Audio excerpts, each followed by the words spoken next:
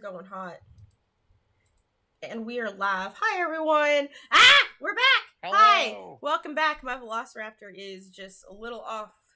There she is. That's where she belongs. Hey, everyone. We are here returning to my channel after like a 6-week break, a month break. I don't think I actually took a break. It just feels like I was just here.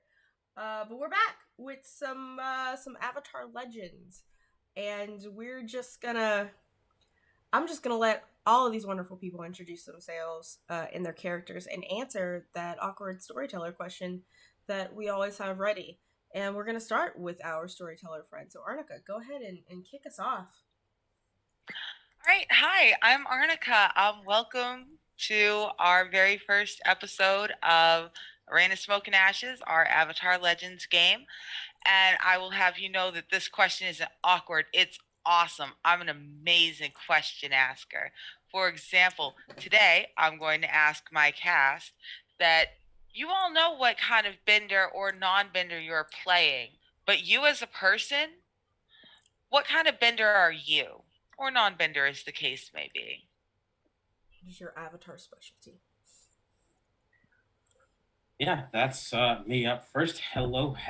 I am Obadiah. I will be playing Kim Ji-woon, a firebender of means and refinement. But I would be no such thing. I believe, as a matter of fact, I would be the shiftiest of sandbenders because there is no way of quite dealing with the problem rather than simply irritating it with far too much sand and then sliding away. Love Hi. it. Oh, sorry. Hi, I'm Mare. I use they, she pronouns, and today I am playing the non-bender Wong, who uses he, they pronouns. Depending on what facet of my personality we're looking at, I can either be an earthbender or a waterbender, but I think I've been more earthbender lately. Okay. Guess that means it's me. I'm Casey. In this adventure, I will be playing Lo Fong, who is also not a bender. I would probably be a firebender.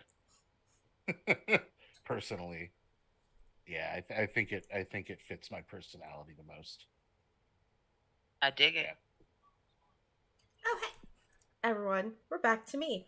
I'm Val. This is my channel. Today I am bringing to you a Kayam. They use they, he pronouns. But really, you can call them any pronoun because gender is a construct and they don't care. They are a waterbender, a very specific type of waterbender that is non-problematic, as they are from the foggy. Their dad is from the foggy swamp tribe, and if I was a bender, like there's a reason I picked foggy swamp tribe because I'm an actual Cajun. So yes, I would be a waterbender, very possibly even a plant bender, which is interesting because I don't have a green thumb like whatsoever. I've never tried to grow anything, but that's okay. Hey, so wanting to remind everyone, this is a viewer affected game. You can affect the game with your bits, subs, and donations. We did have a nice little round of subs and resubs there. For every 100 biddies that you gift to the channel, you can give a reroll to anyone that you see here that can roll dice. So not the storyteller, but everyone else you can. If you want to subscribe to the channel, you can give a +1 forward to anyone you see here, and we gifted enough to have a +1 to all of our players today so far. So that's really cool. And those don't have to be used immediately on the next roll. Like those can be like banked away. You can keep them for yourself. Whenever you can hold them. We can hold them. And of course, last but not least, if you just want to directly donate to the channel through Coffee or Streamlabs, you can just make shit happen. Like, it is a sliding scale of shit that you can make happen. So, like, if you give, like, $1, it's less than, like, $10,000. I always say that if you want to give us $10,000 to make us stop playing this game, like, that will also happen because we'll get paid. And then we can go do whatever we want with our bills taken care of for at least like for a while. Yes, please, I, please, I please live pay us pretty cheap. $10,000 to end the stream. Yeah, just Like, pay we'll us be for out. Don't worry about like it. the thing is we'll still play. You just won't get to see us anymore. But I'll do this. And as a reminder, The we don't. amazing chaos that we would have. It's true. And as a reminder, as far as those donations go, though, we don't cross lines and veils with them. So if anything crosses a line, I will be like, hey, that can't be done. Do you have another idea? And if not, I will distribute it as if it were plus ones or rerolls. So with that, I'm done with my shit. So Arnica, if you want to get us started, because this is your show, go ahead. Are you sure? Mm-hmm. Okay, I guess this is my show then. So let's do this. So we're gonna go ahead and start in a really. It's a gorgeous little town. It's quite quaint. It's called Chime. And Chime is one of the furthest towns on the edge of the Earth Kingdom. There's a small mountain range separated by an inlet of ocean that breaks off where the last mountains of the Earth Kingdom end and the first mountains of the Eastern Air Temple begin. And Chime sits right in that valley. It's a temperate rainforest sort of area. It's cool. It's foggy. Um, One of you definitely feels right at home every day. You walk outside, the air is wet. You just like, ooh. um, and so it was a great place to be a week ago. A week ago, everything was very peaceful, going as normal. The airbenders had come down from the temple. They were doing their normal trading. They brought the kids so that the kids could see the town. Because the Eastern Air Temple is one of the nuns' temples. It's specifically the temple where air nomads come to have and raise their children until they're big enough to travel. 5 days ago, a battalion of Fire Navy ships pulled into the inlet between the two mountain ranges. Not terrible, just kind of weird. Very far out, but weird things happen. And then 3 days ago, Sozin's comet flew across the sky. Real quick, Arnica, can you just check your audio? Because I think something sounded like it switched, and you got really low there for a second. Okay. Let's see. Is this? Let me. There it is. Is this better? Yes, might have been on my end All right. for all I knew. I don't know. Go ahead. Sorry. Okay. So 3 days ago, Sozin's comet flew across the sky. Firebenders came out of the ships. They came up both mountains, and a battalion has been holding Chime for about 3 days now. Everyone has been confined to the inns, to your homes, to your shops. And while you didn't see what happened on the mountain, everybody knows something happened on the mountain. There was a lot of noise. So now that it's been about 3 days and people are really starting to get angry and restless and frightened, they want out of their homes. They want out of their inns. So let's start with you guys telling me where you are. Let's go ahead and start with Lo Fong. Well, Lo Fong has been in Chime for a little bit now. Mostly just kind of even before all this nonsense with the Fire Nation, basically just kind of helping out around town, taking odd jobs, that sort of thing. Once the Fire Nation kind of moved in, his focus would be more towards trying to distract their attention away from the other citizens of the town, like making a distraction when they're trying to assault someone or something like that. Just kind of being a general nuisance All right. So what you're saying is that you've spent the past 3 days kind of slipping in and out of this not apparently not very well enforced house arrest in case whenever you thought they were getting too close to your neighbors. Yeah. Okay. Harassing them, distracting them, and making them chase me instead and leave the other people alone. Thank you. And Kim, what have you been doing? Kim has he's been in this town. The plan was to stock up here, get some trinkets, and then move on to the Earth Kingdom proper. There's family down there, and uh, you heard there's supposed to be something something big happening with the air temples. Maybe a declaration of war, but that's not Kim business, and that's not his problem. Uh, but this house arrest has been, and sure, he's Fire Nation, he's money. As far as lockdowns go, it hasn't been particularly difficult for him. I imagine every so often, like an officer of note checks on him to make sure that nothing's going wrong. But he's not military, and it's a bit concerning that they're not talking to him.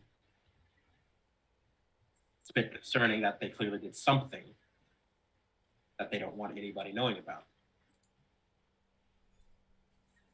Okay. And out of the officer and his two assistants that have been checking in on you every day, is there one of them that seems, I don't know, just kind of, the fire military, they are strong, they are upright. Is there anybody who seems just off? There's one of usually like the officer who comes by, they're accompanied by what Kim assumes must be like some kind of adjutant, an aide de camp, what have you, military words. But and usually the first one is about what you'd expect. They're taking notes, making that's a lot. Making like a making the small talk. They seem accustomed to like unruffling feathers, talking to civilians. The other one, if they weren't wearing a uniform, he might not think they're military at all. He's seen the way. Well, the Kim family has not always been upstanding, well-to-do citizens, and Kim Ji-woon has seen what a what a killer looks like, and usually killers don't move like military because military has rules that killing doesn't. And every so often, this officer and that adjutant, they show up with a killer. The killer doesn't talk, but Okay. the way they move, they got to be doing something. All right. Thank you so much. Kayam, where you been? What you doing? Just a lot of roaring here. Like I've been modding. That's what I've been doing.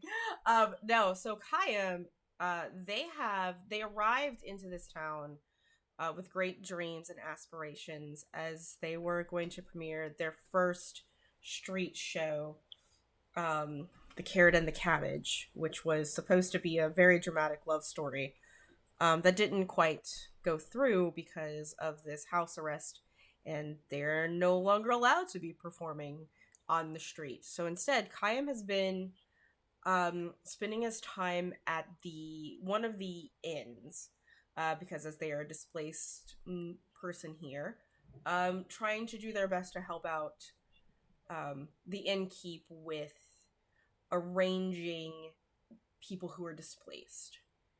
because there's just people who are not from here who don't have a place to stay, so they have to stay at taverns and inns and whatnot. So that's what Kayam has definitely so much roaring. Um, there's a T-Rex in there. She's very happy. Thank you guys.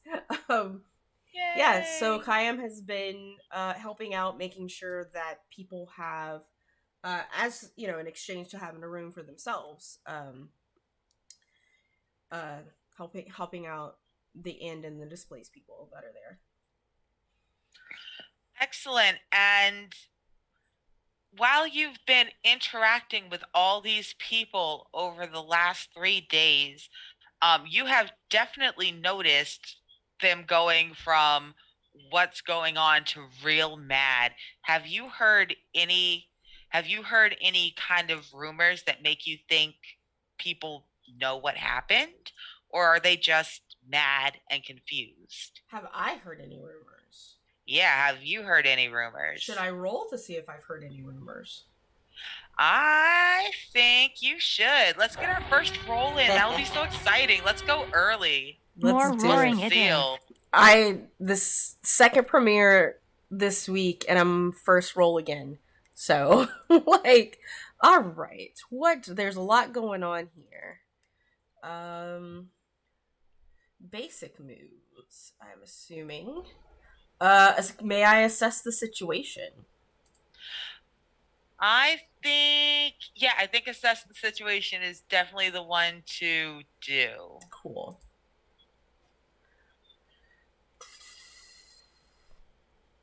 Let's see if that went through. I'm not going to use a +1 yet.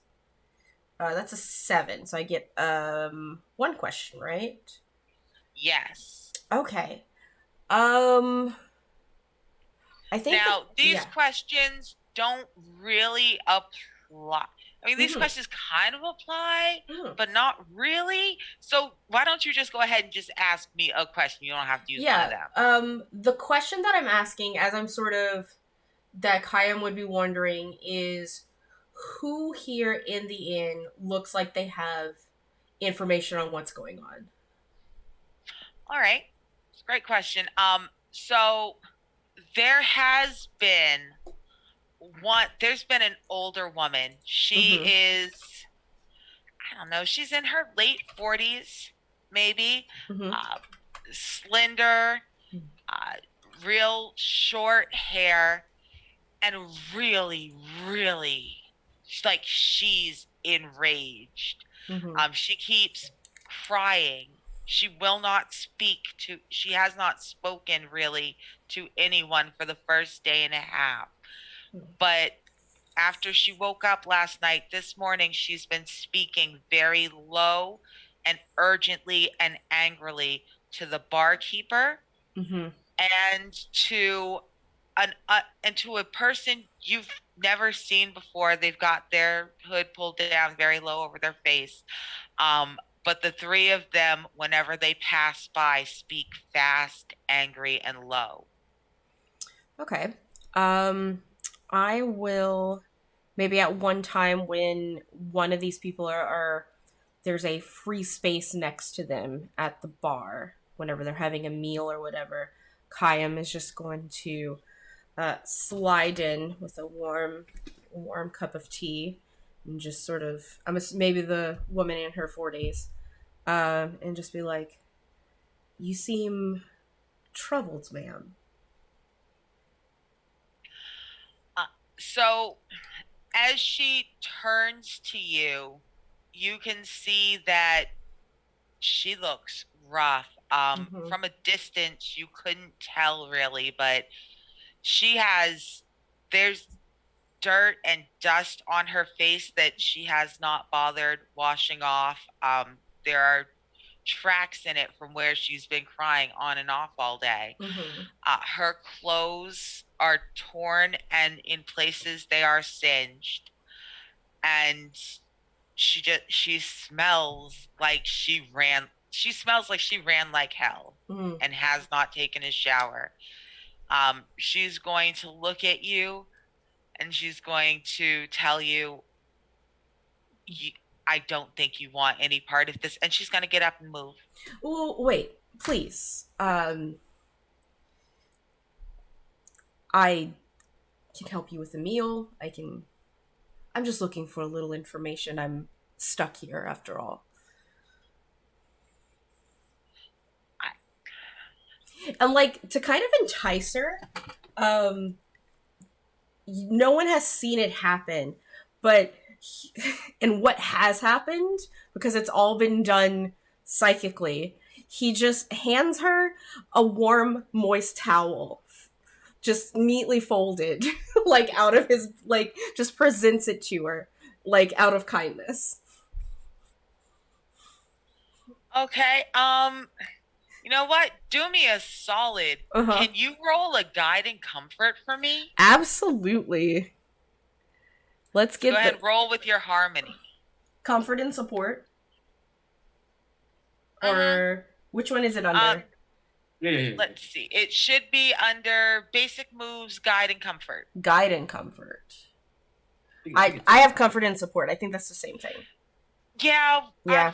I think I'm yeah. not sure if I'm using the newer one or the older one. I've got my shortcut page up in addition to my big book. I gotcha. It is the harmony one, so Yes. an 8. Okay. So she reaches for it, and as her hand touches it, she crumbles. She bursts into tears. But she does lean against you and accept it. So while she is crying too hard to answer any of your questions right now, it does seem like when she calms down, she will be open to speaking with you. Of course. I make sure that like another tea is ordered for her, like, you know, Kayam's here to listen, but also with a motive. Like cool.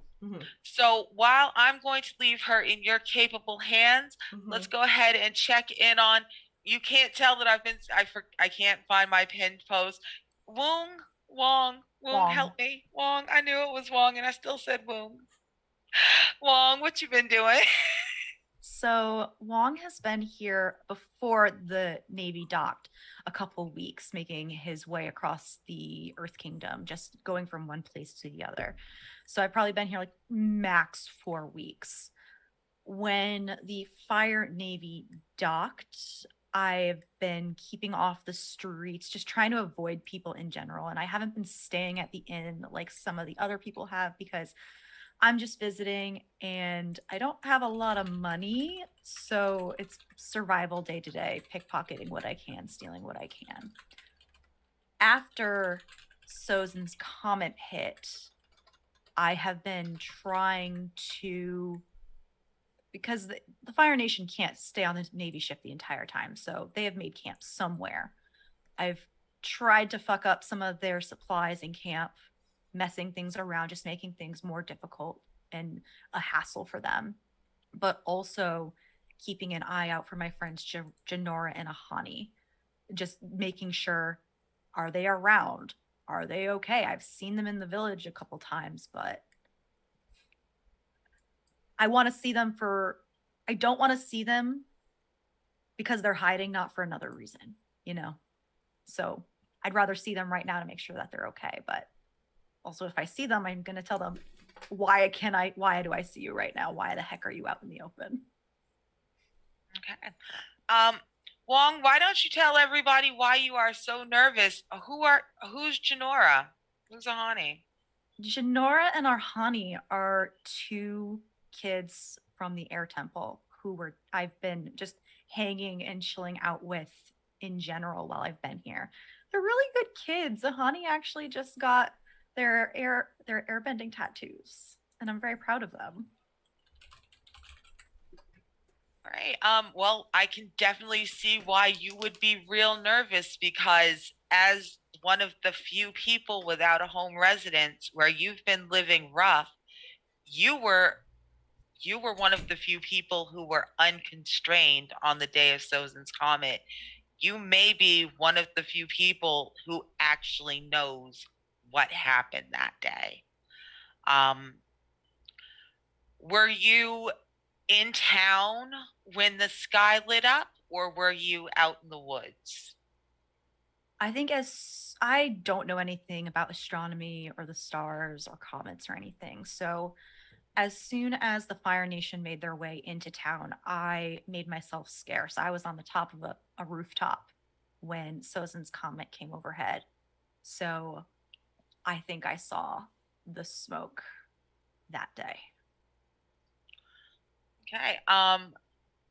So what you will definitely know that most other people will not, unless they have a very particular view from their window, is that about a couple within minutes of the comet lighting up the sky, smoke started filling the air from the mountains. The smoke really has not stopped. Whatever the firebenders did, like was it a battle? Was it no one is entirely sure what happened other than the fact that there's two garrisons, one holding the town and one that disappeared up the eastern mountains. And there's just been nothing but smoke since. Um, but what I would like to do is, can you do me a solid, and I would like you to take a look around, see if you can find something. Why don't you give me a roll for a because I bet there's something around you. If you want to check and look and see. So I said so. assess the situation. Yes. Just kind of looking around. Okay, I can do that. I got a 9. Mixed success. Oh, good. So are you currently in town right now, or are you out by the garrison at the edge of town, between town and the ships? I think I am on my way back into town, sneaking my way back in, from at least spying on them and maybe trying to steal some food just to mess with them a bit more. But I've over at least last 24 hours, I've been hanging out more in town because they haven't moved on yet, even after 3 days after Sozin's comet, and that's concerning. And I know at least I saw someone on the day in town. Like, so I don't know what happened to them recently. So I'm sticking around people. Okay.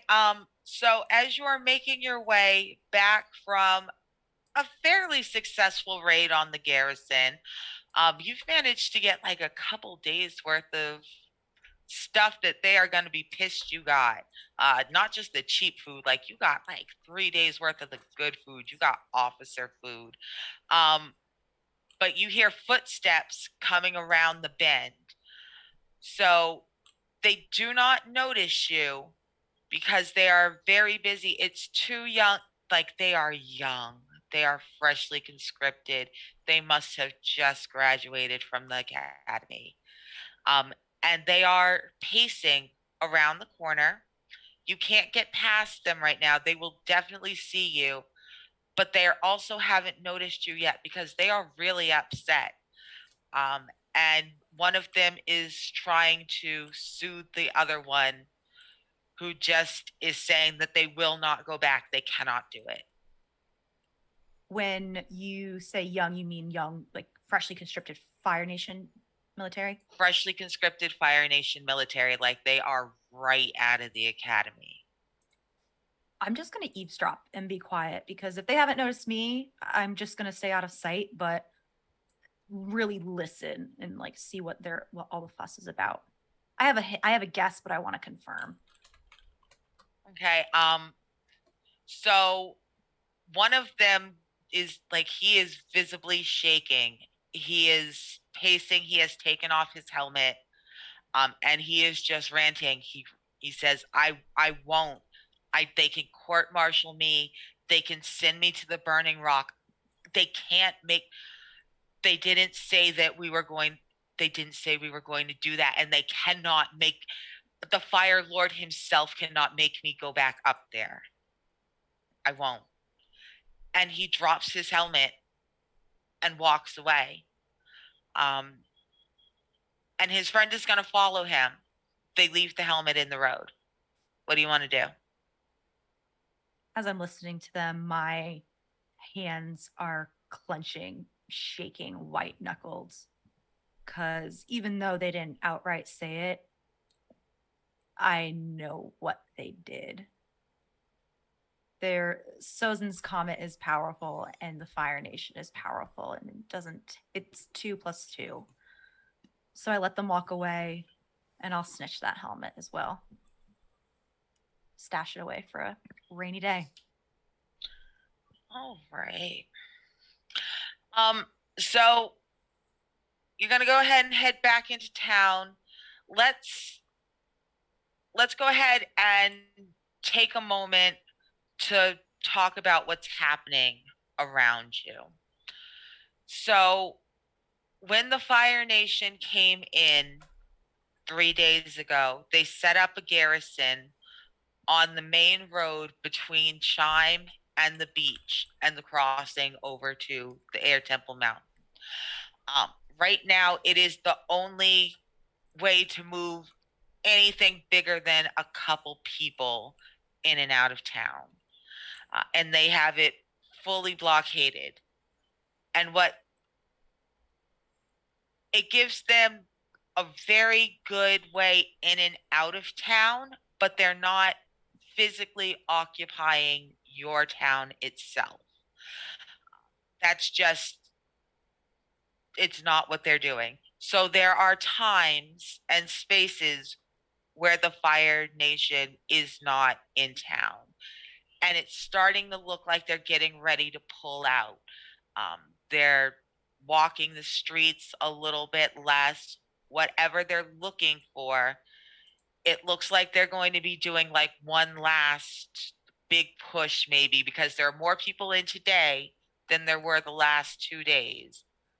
But like, they look ready to move on. They are milling, they are agitated, they are very much, they're not the same group of soldiers that walked in. Let's go ahead and Mr. Kim, the officer that you've been speaking to the last 3 days is at your door again. The aide de camp is with him. The killer is not. He has knocked on your door and is waiting for you. What do you do? I'll get up and let them in. I've really had not much else to do but exercise. Conversation would be welcome enough. Officer. Right. Mr. Kim, and they're gonna march in. They're not too much older than you. Like, they are just old enough to have made officer. They're pretty proud of themselves. And they still look pretty proud of themselves. 3 days later, they are not one of the people who has had a faltering of faith. They're going to look you up and down and be like, the good news is you're almost free to go. We have one more day in this wretched little hovel, and then hopefully a upstanding young man like yourself will find his way back to the Fire Nation quickly. You may not want to be unescorted for the next few weeks. If there is anything you require from us, if you need an escort back to the Fire Nation, please do let us know. We can help arrange such a thing. I know that your family would be wonderfully grateful. He gives you the big smarmy I love a bribe smirk. Gosh, this man just looked like he loved a bribe. And Kim, he smiles back in that extremely empty, bland way. That's quite interesting to hear, but I did have plans to venture further in. I have distant family still in the Earth Kingdom, and they are due a visit. It is good to hear that whatever trouble was here has been dealt with. But with that done, of course, with your blessing and permission, I will be on my way. Of course, Mr. Kim, in the morning, you will be free to go on your way. And until then, I will just, is there anything I can send my aide de camp to get you? Do you require do you require fresh food from the tavern? Hell, if you would like, just for this special occasion, as we are leaving, I would offer, if you would like some freshly cooked food, I'll offer to escort you there myself. If it would not be too much trouble, I could. Of course, I've been able to exercise a bit in the room, but sadly, I was not able to. Well, I've still got some repressed energy from the passing of the comet overhead. Um, the officer looks genuinely apologetic for the first time as he meets your eye and goes, you do not understand how truly much I regret that I had to keep a fellow firebender away from such a spectacular moment. It was something to feel. The aide de camp literally cringes behind him. Like, that kid looks like they want to crawl out of their skin as he says it. But very well. Let us go ahead and I'll escort you to this small provincial inn. Let you stretch your legs, get something warm, and we'll return in a few hours to escort you home again for the evening. As you guys walk through town, you notice that, you knew no one was out, but no one is out. Only firebenders are walking the streets of this Earth Kingdom town. People are afraid to look out their window. You barely see anyone in the windows.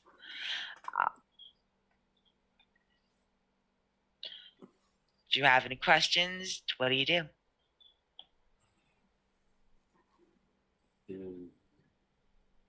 Concerning.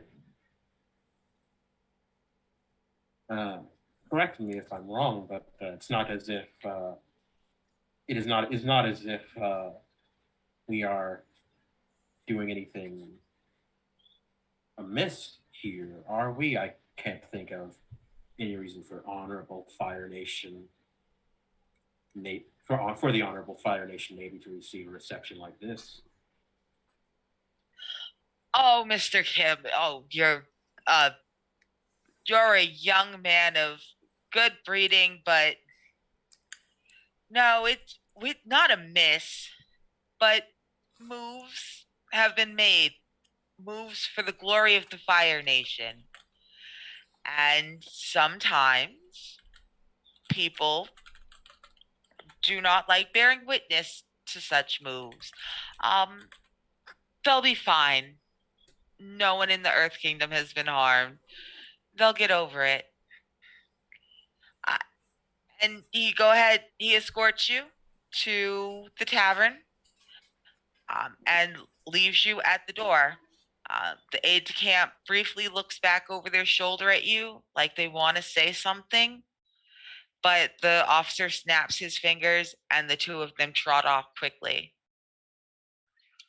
And while they're looking away, from where I'm standing, can I see the temple from here? From where you are standing, if you walk to the corner of the building, you'll be able to look behind the building and see the temple. I think I'll just do that real quick. Okay. Okay. It's not Go ahead here, and walk to the corner. Yeah.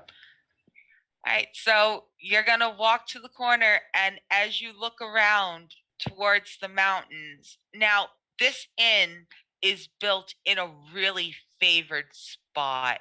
It has a beautiful view, and in the mornings, you can see from out, you can't really see it from most of the rooms, but if you go outside to this little like beautiful spot where you can sit and eat, once the fog breaks, you can see just the edge of the furthest building of the temple. The sun hits it, it goes gold, it goes peach. It is gorgeous. Um, and when you walk around, that whole piece of the temple is gone. Like it's off the fucking mountain. There's just jagged remains, and the air is black with smoke. And like this, Kim was Kim was like Kim was lying a little bit when he said he didn't quite get to like experience the comet. Like it's not the kind of thing you pass up. And there's if you are very careful, there's things you can still do without singeing rooms. It's the kind of thing that a conscientious firebender learns how to do one way or another, and he can project. He denied so an image forms in his head of the kind of industrialized violence that did that, and uh, like his fists clench and unclench, and looks around one more time. Presumably, like the officer and aide de camp haven't. They're not like still in view. They haven't like turned to watch him go in or anything like that, have they? No, the officer just is so convinced that of course you're just going to go right in. They've never turned around. The aide de camp keeps their head almost turns like they want to look back, and then they snap it forward, and they keep doing that. Um, don't know if it's shame driving them to look back or shame driving them to not look at all, but their shoulders are not unhunched. They can't look. They can't stop trying to look. And that that that decides it. That's what this was. That's why they're sitting on this town. That's why nobody gets to go anywhere. I'm here and I'm in it. But that does not mean I need to be quiet. Or at least does not mean that I need to be complacent. They must be they must be searching. That's it. You have after something like this, they must be here to mop up. Make sure that none of the targets, people, got away. And there must have been some. Even with the comet, there must have been some. They couldn't all have been in the same place. And if they're going to get away, I just might be the last place they're going to look. But if I'm going to get anybody, I'm going to need to know where they are. And if anybody's going to know where they are, it's perhaps somebody in this yet functional eatery, somebody who's allowed to do some traveling, who is certainly going to know at least something. So yeah, Kim is going to he's going to go back inside. He's going to go back inside with a mind towards not just getting some food, but learning something of use. All right. Thank you. So, Feng, where you at? Well, so ever since the Fire Nation showed up a few days before the comet, I knew something was up. I wasn't sure what, but just from my history and my personal experiences, at least to me, it was obvious that something was going to go down. So other than harassing Fire Nation soldiers when I could, I've been kind of moving back and forth, trying to gather whatever information I may have been able to glean about what they were doing here. Try to put together the extra pieces of the puzzle and see if there's anything I could do about it, as unlikely as it would be. Okay. Um, Pick a direction, east or west. Well, if their garrison is on the eastern side of town, I would definitely go east. Okay. So if you're on the eastern side of town, are you on the roofs or in the alleys? Um, Probably more on the roofs. I think a little easier to move around and get away if things go south. All right. So as you are exploring, as you are on this roof, you're not within easy sight of the garrison. In fact, you are on a long, low warehouse. There's really only two warehouses in the area. They do a little bit of gem mining here. It's not a very expensive area. There's like tourmalines, small amethysts, things that are beautiful and decorative that their friends in the Air Nation could easily transport across the water to help them maintain healthy trade relations, but nothing Mhm. so rich that, they're going to build a city. People are going to, it's just cute little gem shit. Yeah. And so this was this was the warehouse where they polished and cut them. No one has been in or out for days.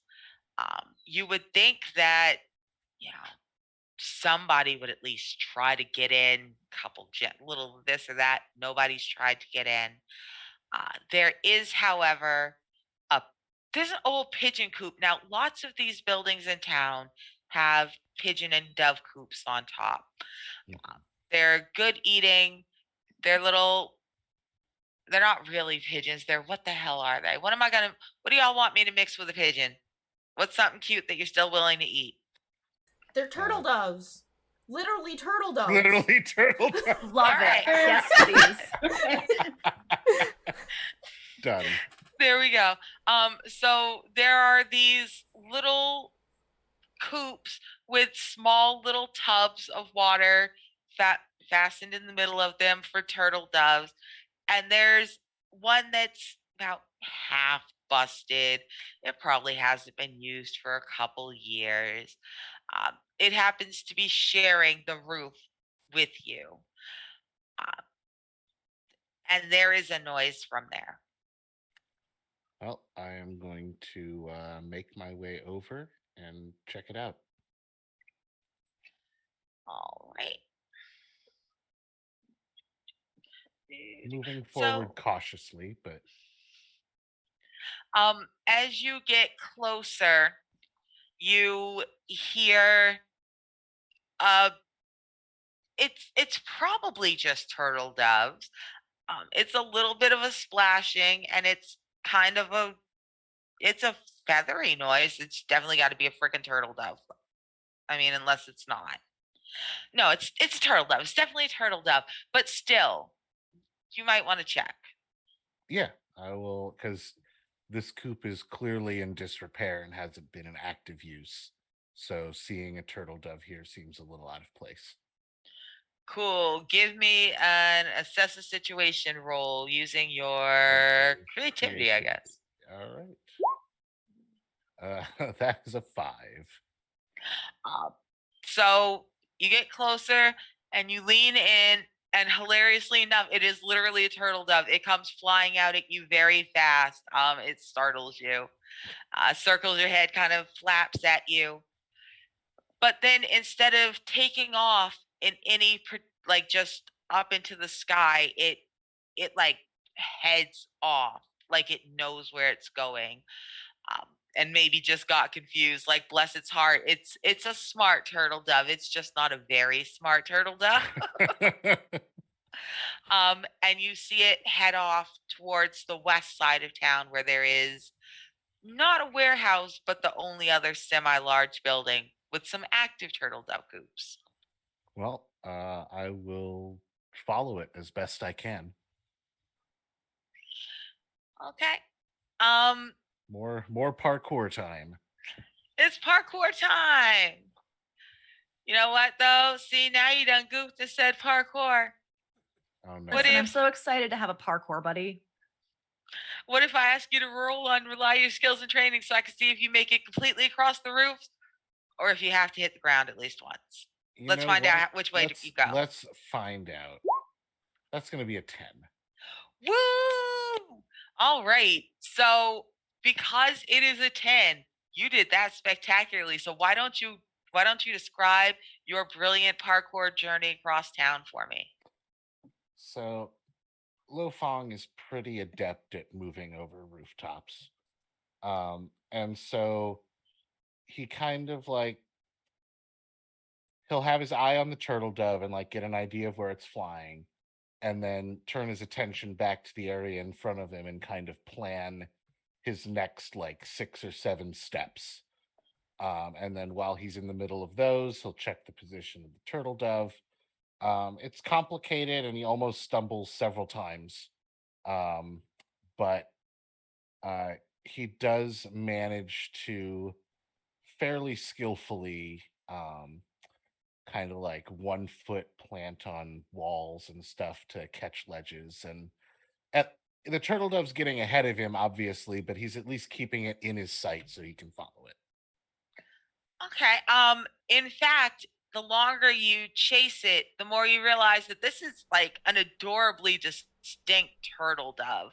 Like a it has a marking that you would be able to recognize again. One of its wings has like it almost looks like a little airbender swirl. You're familiar with it. You've been in town long enough. Everybody knows what an airbender swirl looks like. It's super cute. If you didn't know any better, you'd almost swear that maybe it was a spirit in the shape of a turtle dove. Interesting. And so as it crosses town, it if you happen to look down, I guess you're busy parkouring, which is good. Don't fall. But if you had looked down, in fact, you would have noticed that this turtle dove, that is totally a turtle dove and is definitely not a spirit in any way, is taking you carefully around the few fire garrison guards who are actively patrolling. Every time you hurl yourself across an alley in a spectacular arc of action and explosion, they're looking the other way. They're on the other road. You are definitely not being guided by a spirit. You're totally following a not very smart turtle dove to a really busted up garbage building. You thought it was going to the big tea shop. It's not. It's flying to this, like, it's definitely due to be torn down. Um and it flies in through the window of this broken building. That is really going to be hard to get into, but if you'd like to take a look, go ahead. Yeah. So I'll like approach the nearest window and kind of like peek in. Okay, do me a solid, roll me and assess the situation. All right, here we go. That's a 3. You don't see anything. It just looks like a crappy busted building. You don't even see the turtle dove anymore. You don't see a shadow, a feather, nothing. You just see a completely empty, undisturbed building. All right. Well, is there a door nearby?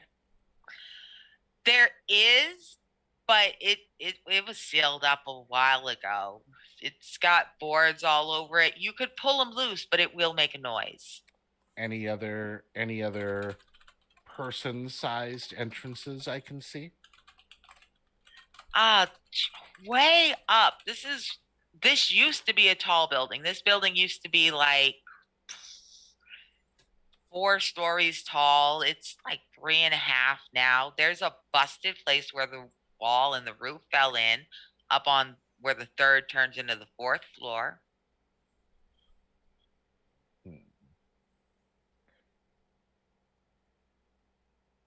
Is the building sufficiently busted that it might be possible to find enough hand and footholds to climb the outside to that entrance?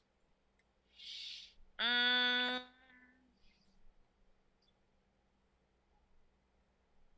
I'm gonna flip a coin. I know I'm not supposed to roll, but that's fine. I'm not rolling. I'm flipping a coin.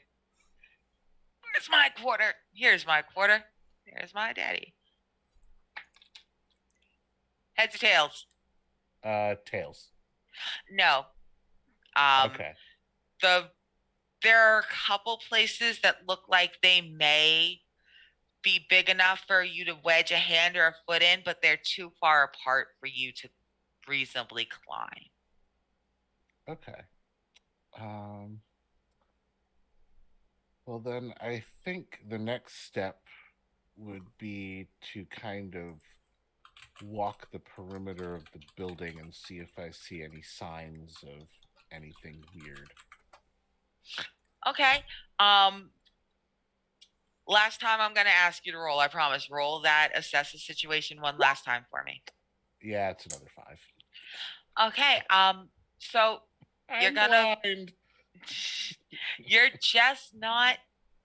You might. Man, look. You probably just followed a really confused turtle dove that's totally not a spirit, because even though something may feel, it sure feels hinky over here, but yeah, I said hinky. But you're not seeing anything. So while I leave you, I'm gonna go ahead and leave you standing there, real confused, trying to figure out what the f is going on. Works for me. And let's go check in with Kayam. Kayam is with a crying woman.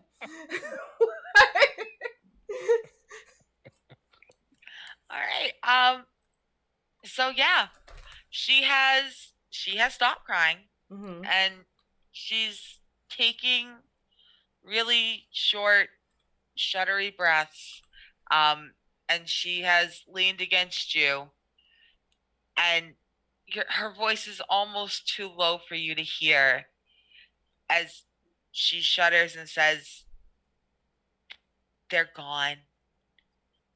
They're gone." Did you come from atop? I was. They were. We were at. We were at the temple. We were.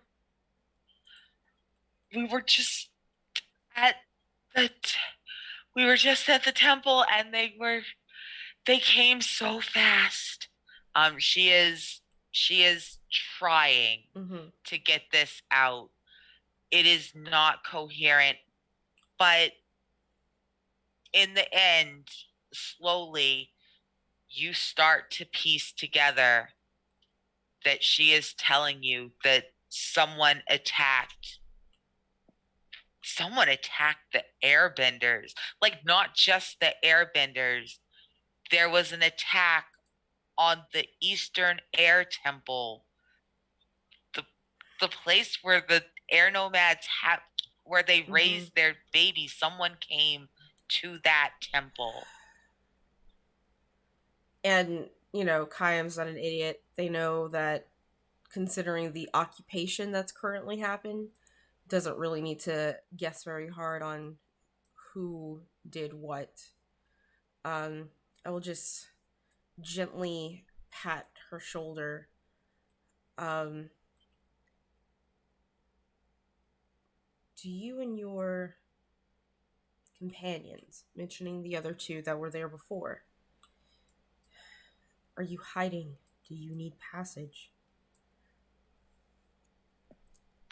I, I'm, I'm an, I'm an earthbender. Okay. I'm, an, but my sister wasn't. Um, and the bartender walks over and lets you know it is so. If you were local, you would know this, but none of you Mm-hmm. are local. Um, but you are all used to the world, so you know that, bless their hearts, there was no one happier or hornier than the Air Nation. Air Nation made babies with anybody they wanted, like not the monks and the nuns. The monks and the nuns stayed home. They was not fucking, Right. but Right. the rest of those air nomads love to travel and they love to bring home beautiful babies. They loved little they love little cloud bending babies that they had with their water nation lovers. Mm-hmm. They love their little dust stepping babies. They love they love their little steam controllers. Like there's a lot of control Mm-hmm. you can do with air when there's a little bit of something else in you. And so she is she is the daughter of an airbender and an earthbender, and her sister was one of the nuns up at the Mm-hmm. temple. She happened to be looking. She was up there looking for her sister. She was just going up to visit. She was able to use dust stepping to escape, is what she tells you. Mm-hmm. Um, she she ran across that entire inlet on nothing more than a handful of sand in her pocket and fucking rage. And now she's looking for people who are as angry as she are. She has just discovered, it took her days to get home, that no one in town even knows what happened yet. And that this is the first place where she can rally people. Well, considered me rallied. Dear woman, did I catch her name? No, she has not introduced herself yet, but Mm-hmm. she will now. She will tell you that her name is Padma. Padma. Kaya. Is your sister, would she have mentioned if there was in case of unfortunate circumstances, some sort of safe house in case there might be stragglers? Um, she's going to look at you and kind of shrug. She scrubs her hands over her face. Why don't you go ahead and do, do, do, do, do. Let's roll me a guide and comfort again, and let's see if Mm-hmm. she feels comfortable telling you.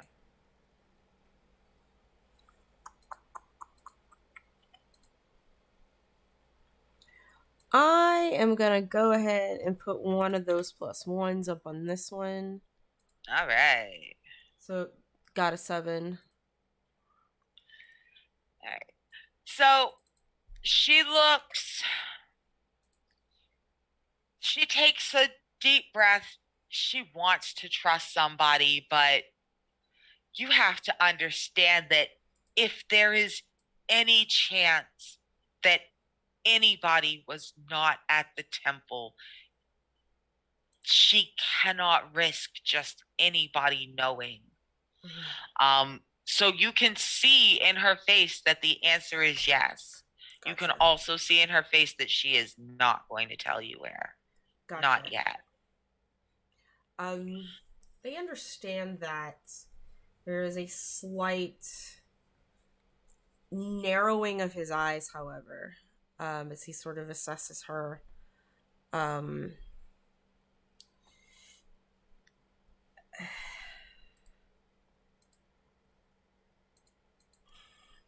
all right. And he pushes back. I am not a local here myself. So this affects me greatly. I don't want to be stuck here, and I happen to be a resident, however, of a place that there is no way that intruders could get through. And by that, he means say. Um, I would like to help escort anyone that needs to go there. I have ways to persuade people with my background. He tells her this. Okay. She's been clutching that tea you got her like it has long gone cold. She's mostly just been holding it something so that her hands don't shake. But she lifts this lukewarm tea to her mouth and she drinks it like it's good. It's not good. It's oversteeped. It's gross. It's she put in a whole bunch of sweetener when she doesn't even like sweetener, like, and she drinks it like it's good. And she looks at you over the rim of that cup and goes, if there were people and if they needed help out, then maybe after they those after those monsters are gone, maybe we could use help. But until then, and the door opens behind you guys, and you guys see a figure with you. They look, they're Fire Nation. You could tell they're Fire Nation. They're dressed Fire Nation. Their hair is Fire Nation. They're not in military clothes. But a member of the Fire Nation has just walked into the tavern behind you guys. And she clams up cold. I put my hand on her forearm. And to steal her. And I'm just like sort of looking over my shoulder, assessing what this man is trying to attempt. All right. Wong, I haven't forgot you. We'll come right back to you, I swear to God. But Mr. Kim, you're getting an awfully cold. You are getting a cold reception in this bar. Every head has whipped around, and people who don't look confused look real fucking angry. What you want to do, boss?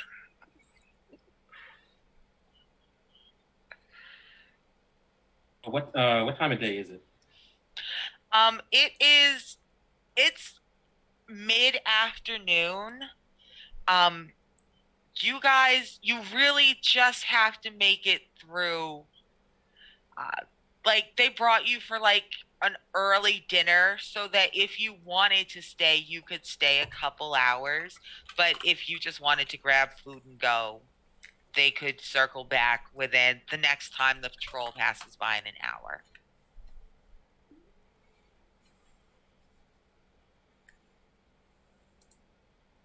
Good afternoon. The next patrol will be here in about an hour.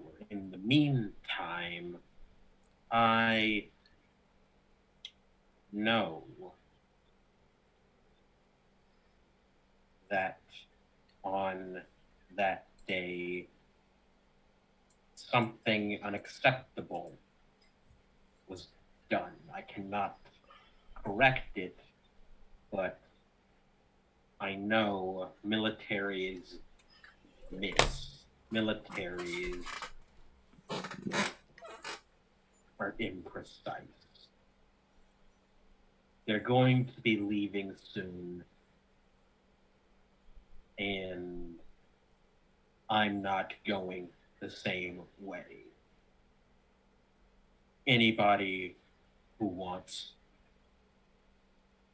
to come away further into the Earth Kingdom, where the Fire Nation Navy won't be won't quite have so much reach, where the people they missed can disappear. Here, You know Kayam clears his throat really hard. He has already sort of like shifted away from this woman so that attention is not on her, but it's gone on him. But he just like clears his throat like super loudly so that you look at him. Yeah, and yeah. it works. Kim, you would just like You talk big game there. However, there's a lot of loyalty in blood. How can you be trusted? How do you know you're not trying to trap people for your nation? My name is Kim Ji-won. Uh-huh. My family was of the Earth Kingdom before business took us elsewhere. I was on my way to visit that family before I was trapped here. I don't wear the uniform because I do not serve. And frankly, if that is what our military would do, I do not think I ever will. But my family has principles I intend to uphold. And those principles are about honor, not justice. Yes, lots of Long Sindus's friends. That's you know who else blows a lot of gas is cat gators. Lots of swamp gas. And it stinks. Prove it. Hey Kim, do me a solid. Roll me a plead real quick before you speak again. Okay, that's found it. And boink. And I better go ahead and use this +1 up. This is gonna be harmony is not my strong point. Ooh. Look at that. All right, that is fantastic. Full success. So while Kayam is drawing attention towards them, and is doing a wonderful job, you know, it's not that they don't appreciate your help, but the bartender is going to walk up behind you, Kayam, and kind of rest their hand real heavy on your shoulder and be like, there's no way they all could have known. Not everybody's a monster just because of what these people did. We can hear the boy out. And he gives you a real hard look though, Mr. Kim, and lets you know he's outnumbered if he moves wrong. But they let you walk further into the tavern. They let you come in and they let you take a seat at the bar. Let's check in with Wong real quick. Let's go ahead and leave you guys in this tense moment with everybody about how the fuck they feel about this. So Wong, you're on your way into town. You got some pretty good food. At least a couple days worth. You got a helmet in your hidden away somewhere. What you want to do, friend? I threw it in the rucksack, but even though I got some nice food, I have not had an appetite since they've came in, and even less so after the comet. My question for you is, is since I also have a tendency to travel by roof, especially when they're on patrol, would I have seen Lo Fong? That's a great question. Why don't we go ahead and push your luck for me? All right, push my luck is a passion roll. Okay. I got a 10, a full success. So as you were coming across the roof, um, a little bit lower, a little bit more careful because you were coming from a very occupied area. You did see Lo Fong, and at first you didn't see what he was chasing. It was only when the light hit just right as it turned to illuminate that airbender spiral pattern on its wing that you were able to see. You didn't see a turtle dove. You saw one of the dragonfly bunny spirits that live up at the temple. And it's it looks well loved. It looks fat. It looks happy. It has just the most precious, like golden brown fur. This is Spirits are not pets, but if this was a pet, this is obviously one that is up under a child that adores it because it almost kind of looks sticky. If spirits can look sticky, he looks sticky. Um, and you've never seen it before, but man, it feels familiar. So why don't you go ahead and follow that dragonfly bunny along? Oh, absolutely. I'm following that. More so following Lo Fong as well, keeping an eye on him and seeing what he's up to. But absolutely, I'm following that dragonfly bunny spirit. Okay. So you manage to you go ahead and you land on the tea shop roof. So you got to watch Lo Fong lose sight of the absolutely normal turtle dove that was not at all a dragonfly bunny spirit. Really, I would never lie to y'all. And you got to watch him just whiff it. He keeps looking in windows. He's checking it. You can see this dude casing this place. Um, but you recognize this place because you know that this is like a clubhouse for kids in the area. There are a couple small spaces down at the ground level that a couple slender kids can get in, but this is a town where airbender kids come down to play with what are essentially their cousins. This town is primarily populated by the earthbenders, who married into the air nomad families, the airbender siblings of monks and nuns. This town is almost everyone is related to an airbender in some way, shape, or form. And a lot of the earthbending kids have mastered the art of dust stepping, where they can just blow a little bit of sand, a little bit of dust, and step on it like it's rock. And you know that they use that to get up to a hole. It's almost at eye level from where you are, and it's large enough that an adult can get through. Um, so you know that there's probably someone in there.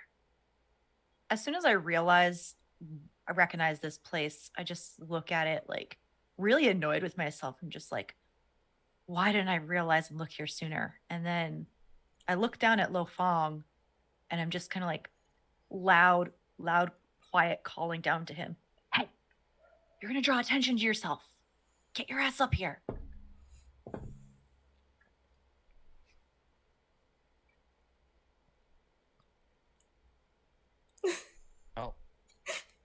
Oh, he's gonna. I'll spin around because I was not expecting anyone to notice me, and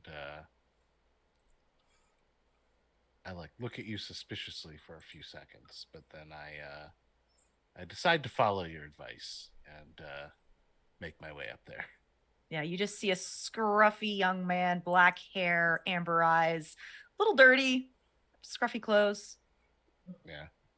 You can't see much of Lofong because he's got his hood up, but looks like a clean-shaven face, at least from what you can see.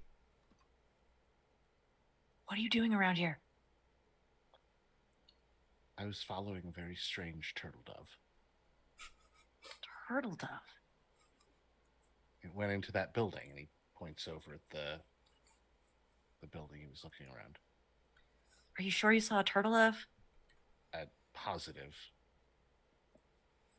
Okay. I'm just gonna like size you up, because you don't look Fire Nation, No. but also no.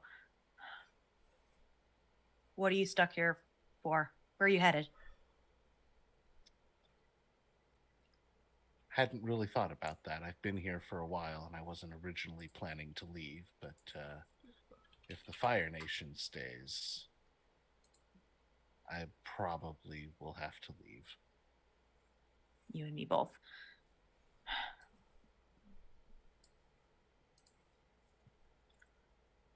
Anyway, if you keep running around ground level, you're gonna get caught by a patrol. They're I was on the roofs most of the ways over. I just dropped down to try to find a way into the building. Why? Because the turtle dove went in there. And why would you trust a turtle dove? Not necessarily trust it, but it was in a coop that hadn't been used for a couple of years, and I thought it might have been one that hadn't been here for a while that had a message for someone. Well, before we split ways, I have one question for you. All right. What do you think's been? What do you think about what's been? What do you think about what's been going on the last couple days? And give you a hard look. I'm not quite sure how much to tell you because I don't want to You don't need to tell me. I just Give a- want what you think. What are your thoughts? and he kind of looks away for a moment like he's thinking, and just says, I'm not sure what the Fire Nation's up to here, but I don't like it. All right. Neither do I. I'm going in. Gonna go see my kids. If you want what's best for people, you're welcome to follow, but watch yourself. If there's anything I can help with, I'm happy to. And I just kind of give a nod. I want to try and get to that hole I know about. All right. You know what? I know exactly what I'm gonna have you roll to do that, but you can't do that till we get back from break. Ah. So we're gonna go ahead. We're gonna take our half game break. We're gonna take a bio, get some liquid. We'll be back in about 5-10 minutes. Everybody, Yeah, see you I soon. really hope you're having fun. See you soon. Bye.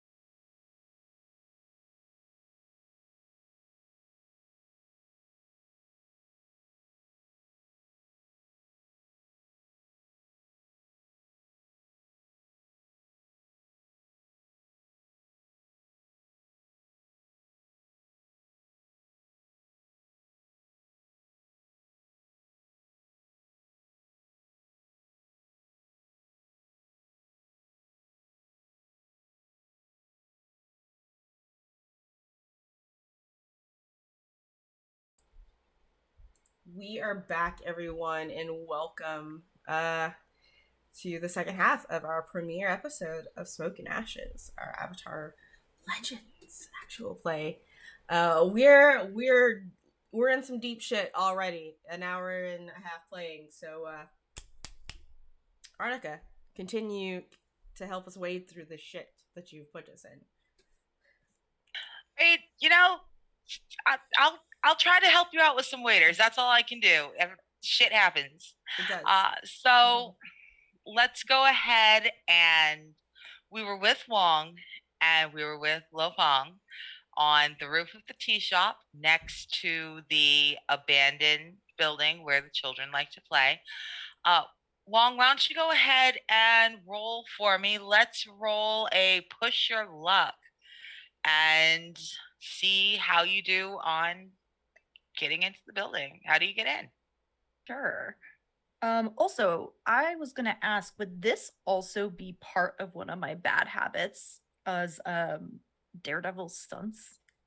Oh, yes. Yes, it would. Depending Okay. on how you choose to cross. Yes, it would. Oh yeah, because we're on the top of the roof right now, and you said it's like right about eye level. So I'm gonna be taking a running jump at that thing to try and grab at that opening that I know is there, and then climb in that way.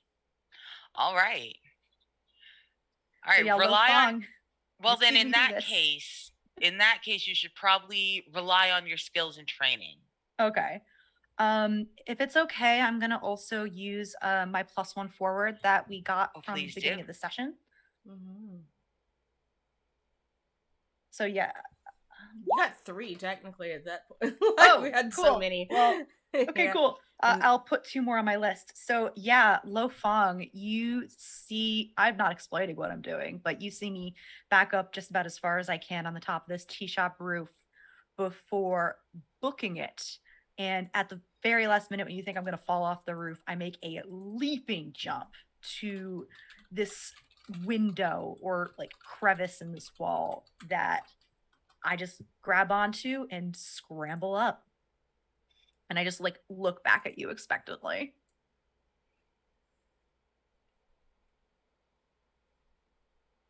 Alrighty, cool. Question. Rules question. Do you have to declare you're using your +1 forward before you see the result of your roll? Or like if I roll and see that I get a 6, can I say I add 1? I will absolutely let y'all add 1 retroactively. Retroactively, that's the word Cool. I wanted. Thank you. Okay, great. Then I'm gonna give a very impressed nod first. That is clearly some skill, and Lo Fong can appreciate skill. And so he's gonna like take a second to assess the path that Wong used, and then he's gonna go ahead and attempt the same thing himself. Cool. Make the exact same roll for your skills and training, please. Heck And that's yeah. an 11. Hell yeah. All right. You clear that handily. Go ahead and you make the jump. Lo Fong easily makes it to the little crumbly piece of ledge that's left below this. It's a hole in the wall. Maybe there used to be a window there, but right now it's mostly just raggedy clay, where the wall has just come down. Wong has managed to clear the area so that you can scramble through, and when you do, it's dim inside.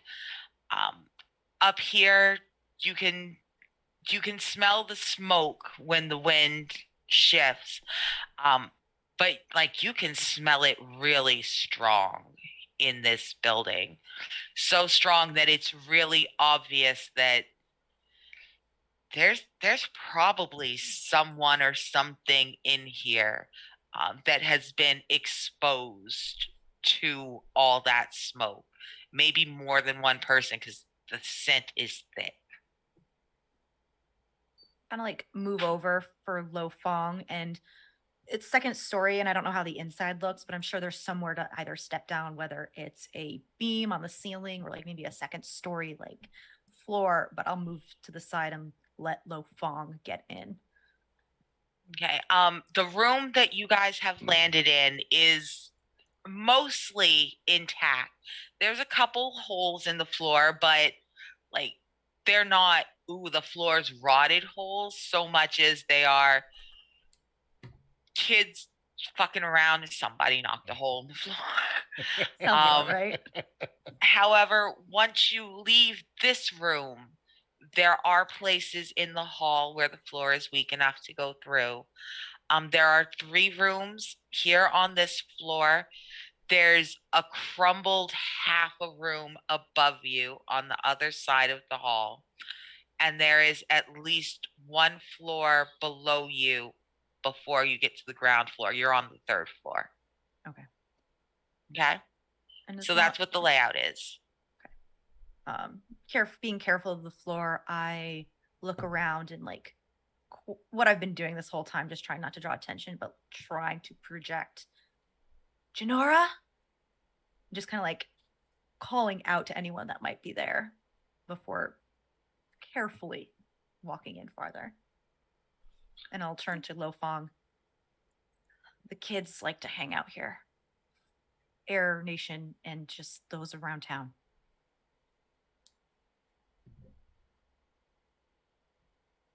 You're muted. I'm muted? Yeah, now you're not. There you go. Oh, okay. Interesting. Mm-hmm. So Lo Fong kind of looks around. Does it does it look like he hasn't been here. Does this room look like all of this damage is recent, or has this just been like run down like this for a long time? That's such a great question. Why don't you roll me and assess the situation? Oh boy. Do it. Hey, another failed roll. Oh my god. Okay, so all that means is that you don't get to ask me any really great questions. I'm just going to tell you what I'm going to tell you. Yeah. So the room looks old. It looks raggedy. Most of this damage is just weather damage. This building collapsed in like at least 15, 20 years ago. Like it's been falling all to hell. But you can't be sure. In this room, at least, all you know is that you're pretty sure that this is all old damage, that there's nothing new. Okay. Well, that is 4 failed creativity rolls, so I'm gonna do that growth thing and raise that stat.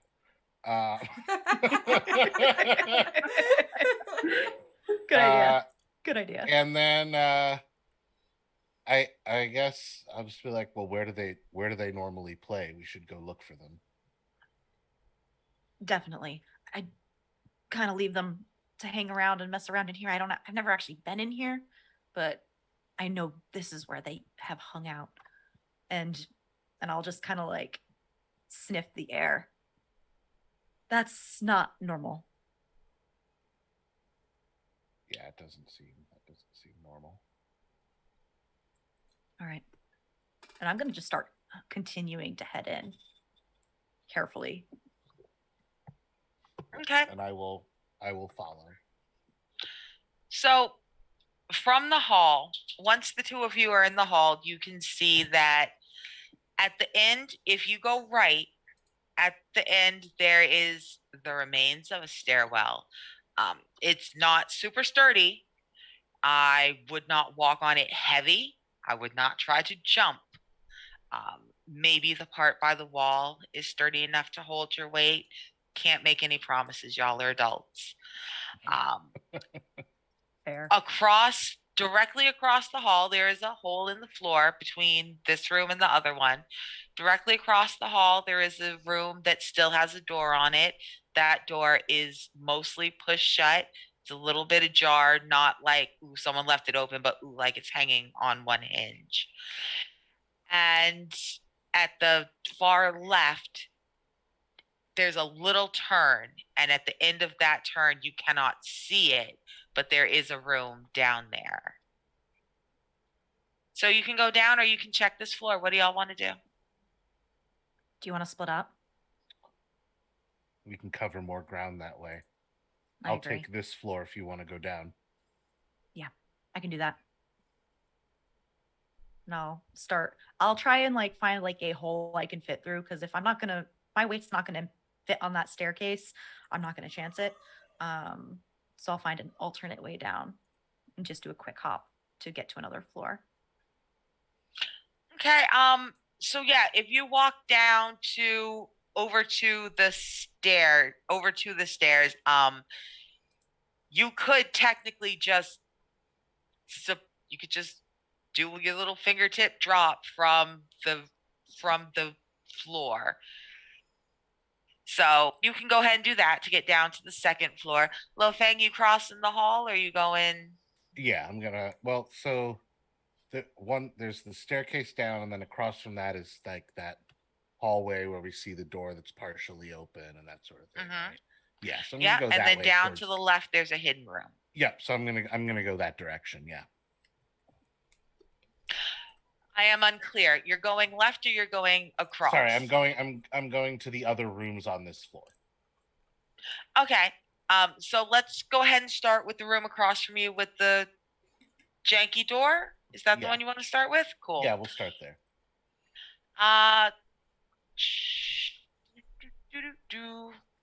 Go ahead and tell me. Open the door. Tell me. You tell me. Open the door. Yeah, he'll approach it and kind of like listen for a second to see if he hears anyone inside. And if there's no sounds coming from inside the room, he'll slowly start to push the door open. There are no sounds coming from inside the room. Great. Then he will slowly push the door open. All right. So as you open the door, you're going to see that this room is not currently occupied, but the floor is more solid here. This is definitely a spot where some kids play.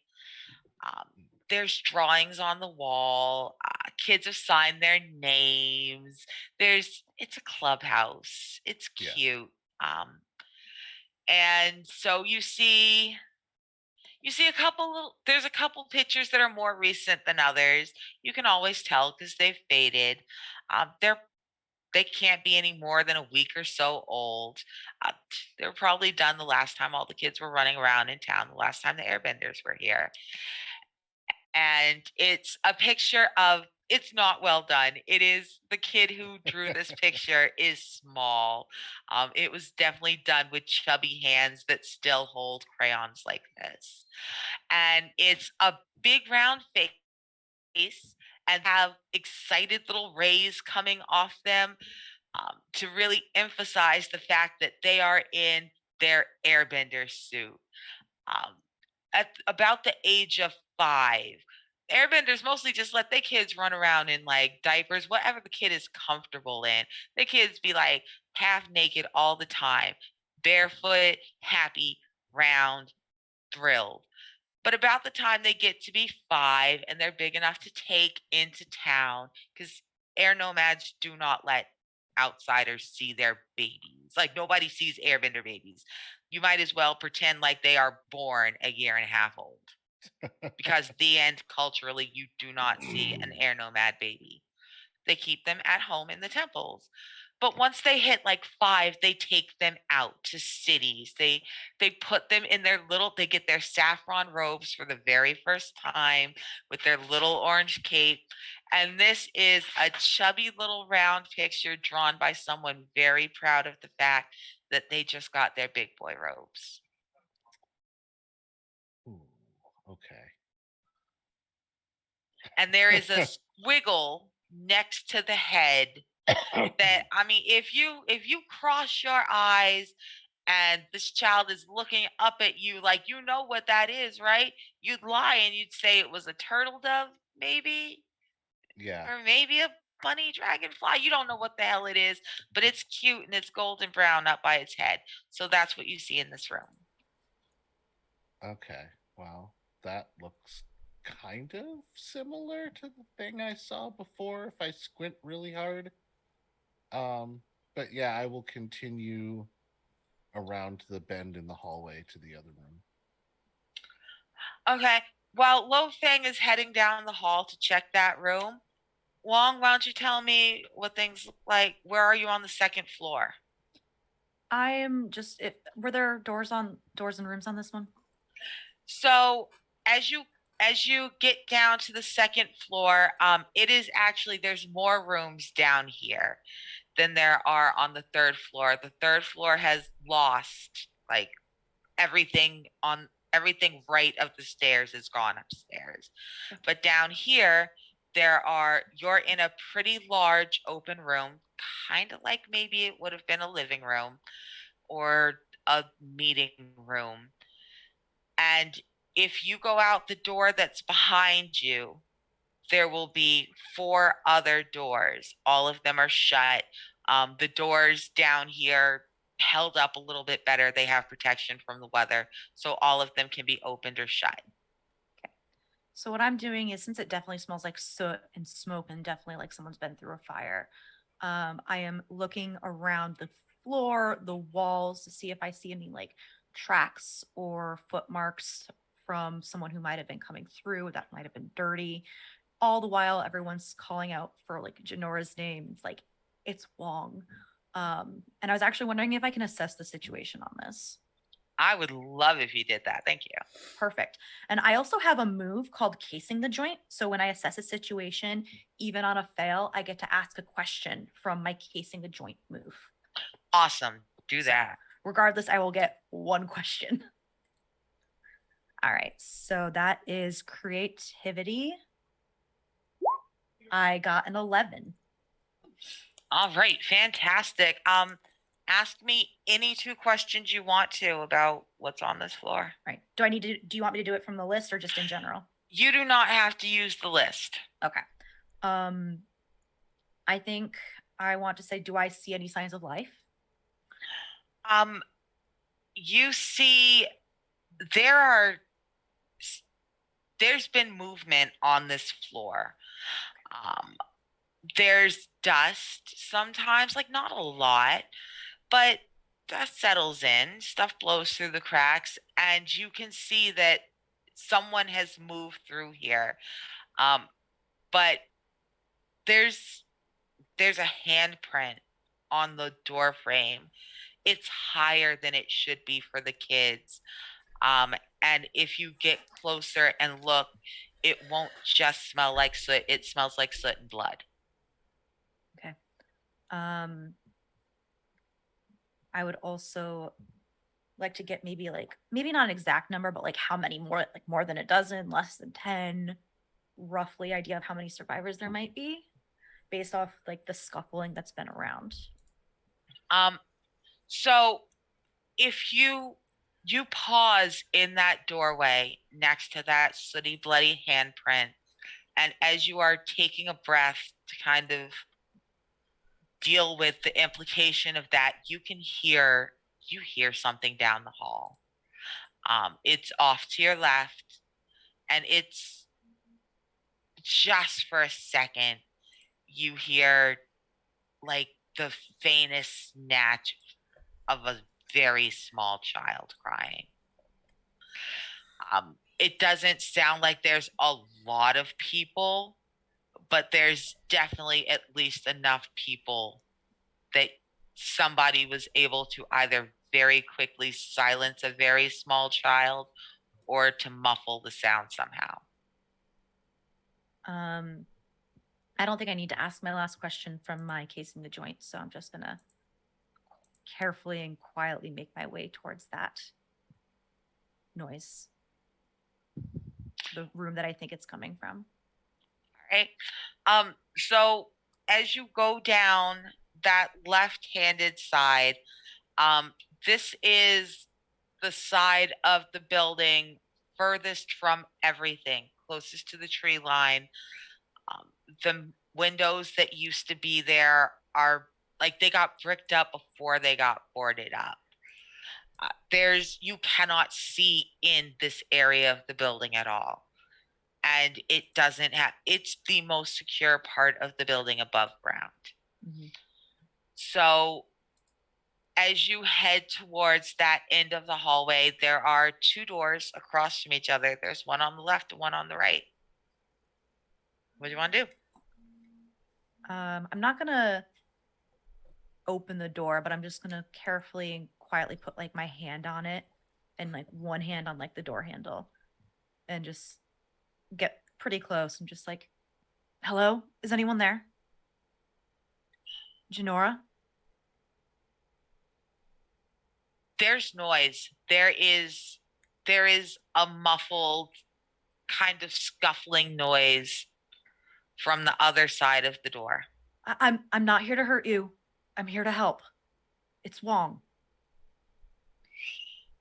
And now you hear a definitive noise. The scuffle turns into just a real quick shout, but before it can make you nervous enough to sling the door open, the door is ripped open from the inside, and about 98 pounds of small 10, 11-year-old girl hits you as hard and as fast as she can.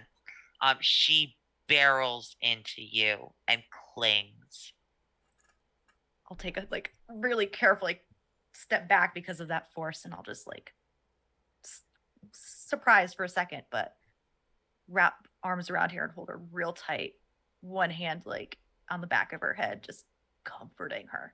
Hey, hey, are you okay?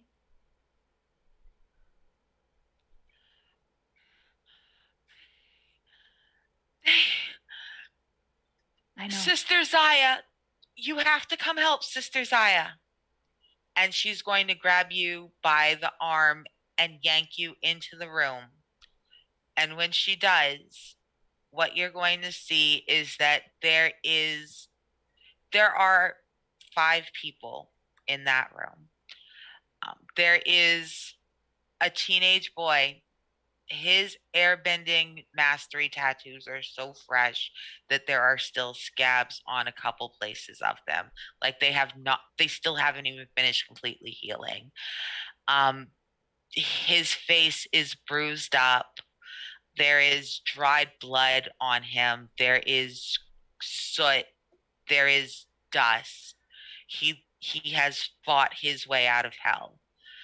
And behind him there is a nun. She's young for an airbender nun. Like she's maybe in her mid 30s. Most air nuns go out for a while, they travel, and then they come back when they're ready to settle down, and they settle at the temple. Um, Sister Zaya stayed at the temple her whole life. She always knew that she wanted to help raise children and she wanted to help raise air bison. She never left. She never went to any of the other temples to study. This has been her home since the day she was born. She loves it there. So everyone in town knows Sister Zaya. You have met Sister Zaya. Um, and she is badly injured on the floor. Um, she is bloody. She is bruised. The children have tried their best to make her comfortable. Um, I'm, she can, I'm not saying she's on the verge of death, but she needs a fucking adult. She needs a doctor. She needs help. And the teenage boy is busy keeping an airbending bubble around them. He has been muffling the sound. For 3 days, he has not stopped bending that air. He has not rested. This is his family. This is, as far as he knows, this is all that remains of his family on Earth. This child is feral. You barely recognize your friend. And he damn near doesn't recognize you. He's tired. I'll kneel down in front of Janora and put like my hands on her shoulders, just looking in her eyes. I'll stay here and I'll look after Sister Zaya. There's another person in the building who's also here to help. go see him, tell him what's happened, and go ask him to go get help. And I'll stay and see what I can do for Sister Zio, okay?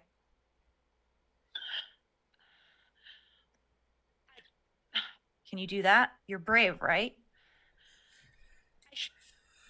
Yes. And then Now, you come right back. You tell him what happened, then we'll come back here and I'll help you. Yes. Now, Janora is a chatterbox, man. Janora likes to talk your fucking ear off. You hear her coming 3 steps ahead. She wakes up talking and she talks 20 minutes after she fell asleep. You've never seen her struggle for words. And Janora runs. She is very, these children are airbending constantly at this point. You can see as she disappears that she is running this far off the ground. And behind Sister Zaya, there are 3 particularly small children. One of them is like 5 or 6. He is the boy who drew himself in his very first big boy robes. They are bloody now and they are covered in ashes. They are black and red and brown. They're not orange and saffron. The blue belt is gone. Um, it was his first pair and it will be his last set. There is a baby. It's just big enough to crawl. It's what you heard crying. The baby is fine, but it's tired and it's hungry. And there is a very, very quiet little ghost of a girl. She's about 2. She's pale. She does not make a sound. She just stares at you.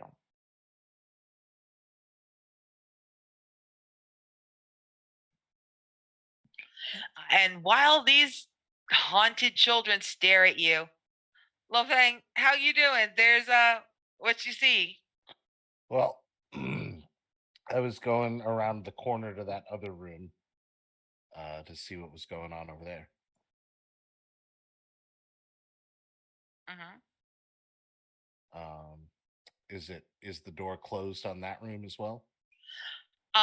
The door is closed. There is, as you turn the corner, there is, I don't know, it's like a 10-foot walk. There's a little closed door. It's dark down the end of that hall. There you go. Yeah. That's what's there. Yeah, so I'll go down the hallway and again like cautiously approach the door and listen to see if there's any sounds of movement on the other side. Okay. There is no sound of movement from inside the room. All right, then basically the same thing I did on the other one, just like slowly open the door and kind of peek around, see what's going on in the room. All right. This room, it looks like older kids hung out in here. There are notes written on the wall. Specifically, it looks like maybe this is the place that air nomad children, when they decide that they're going to stay in and go to one of the other, either the southern or the western temple for further education, this is the wall where they write their goodbyes and their I'll be backs and their I'll miss yous. This is There's like 25 years worth of teenagers and preteens wishing each other good luck and giving each other ridiculous, advice that makes no sense looking at it as an adult. The kind of things, the messages kids leave for each other. Um, Couple books, some hidden candy. That's all that's in the room. Okay, so I'll head back out of there and back to that main interchange right before the staircase that Wong took down. All right. As you turn the corner and look down that hallway, there's movement towards the stairs. Yeah, and I will cautiously make my way towards the stairs. But I'm, at least at the moment, I think it's Wong. So Okay. Why don't you? You're sneaking up on a traumatized child. Why don't you push your luck? jeez. Also, we didn't introduce ourselves to each other, did we? No, we I didn't. didn't think we did. No. It's fine. No, we never exchanged names, so we'll get there. We'll get there. No, that's a 5. All right. So I mean, the good news is that you are really sneaky too. Okay. You are really, really, really sneaky.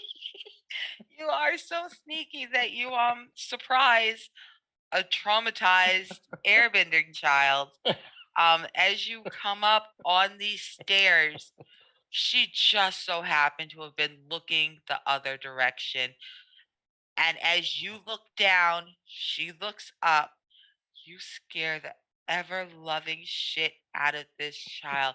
She shrieks, and the sound, she bends the sound.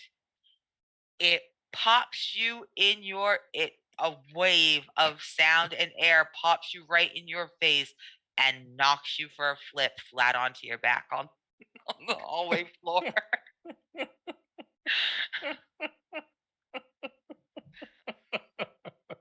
Yeah, She takes off running. I think that caught my attention. I would imagine so.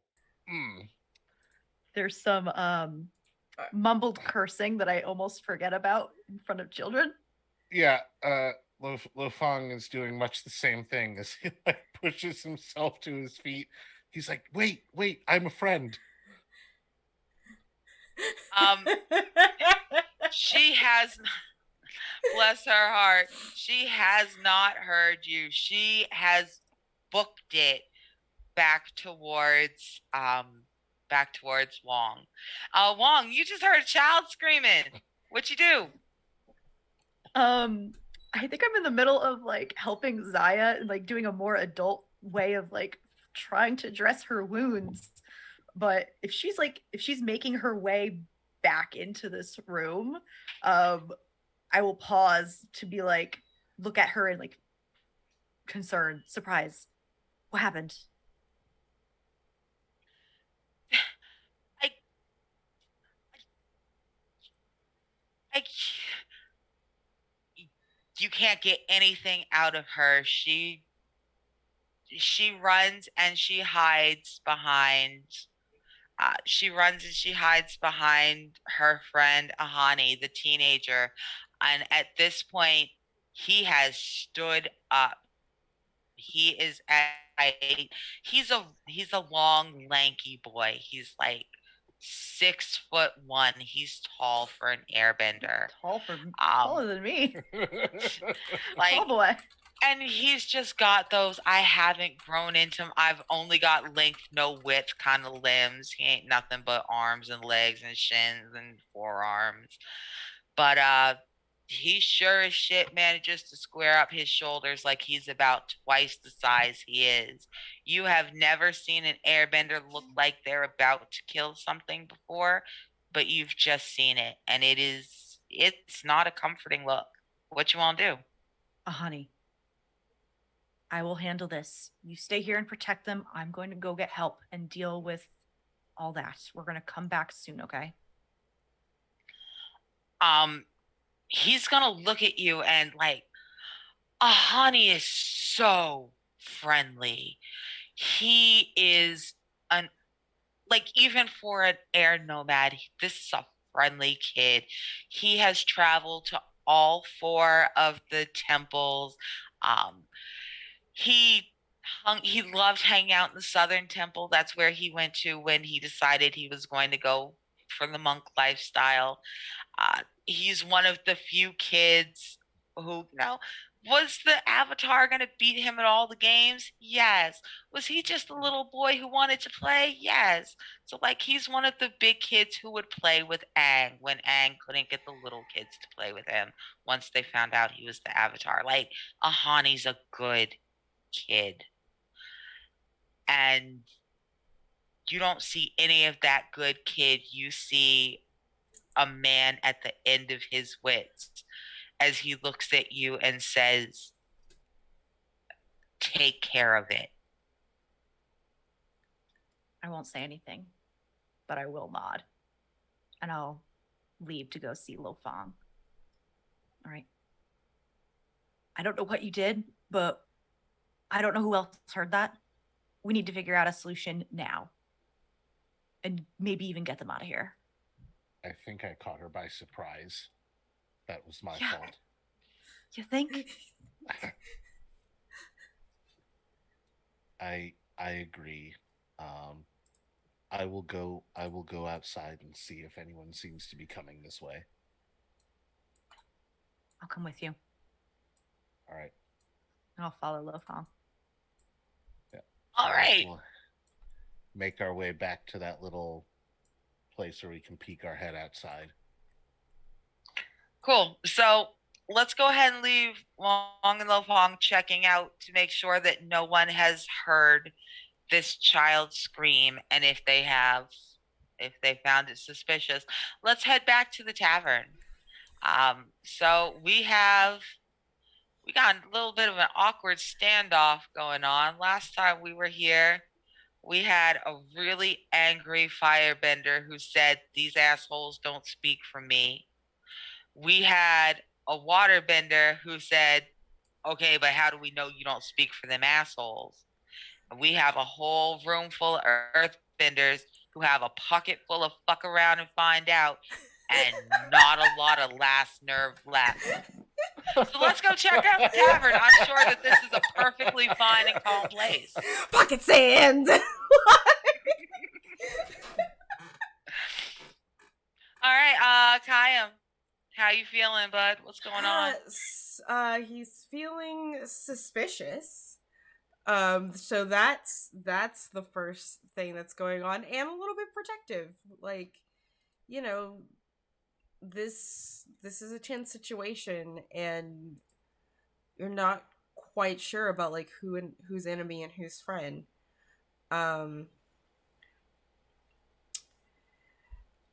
So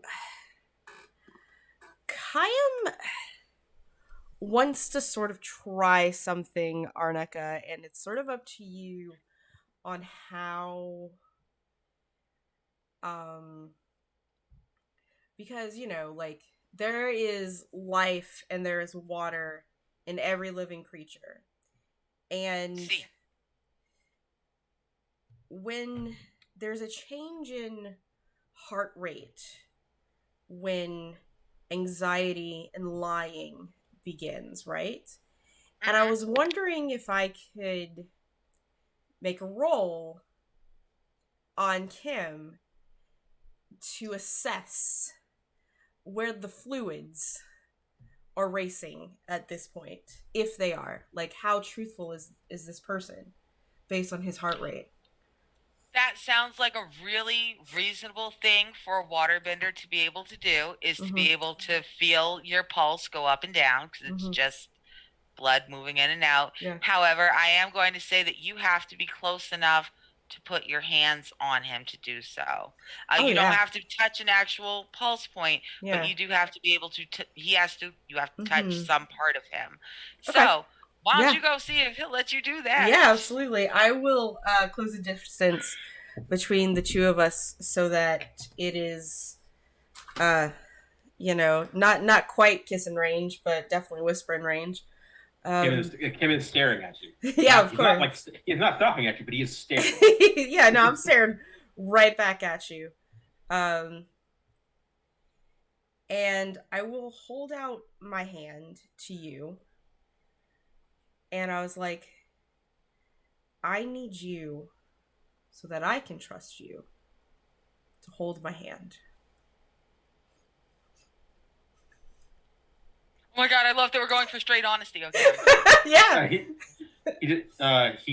He blinks, and like his lips twitch. You're not quite sure what Mm-hmm. it's almost like a bit like he's one of those people who just smiles when they're confused. Mm-hmm. And you can tell he's doing that, and then also thinking that he should suppress that reaction. Yeah. And And here's what's and up. Kayam is not suppressing his own smile, because he sees how uncomfortable you are, and it's kind of funny. and then you can see the hesitance, but like he is trying to pretend that, oh yeah, sure, I'm totally okay with doing this. This isn't weird. I'm comfortable. As he as he reaches a hand out.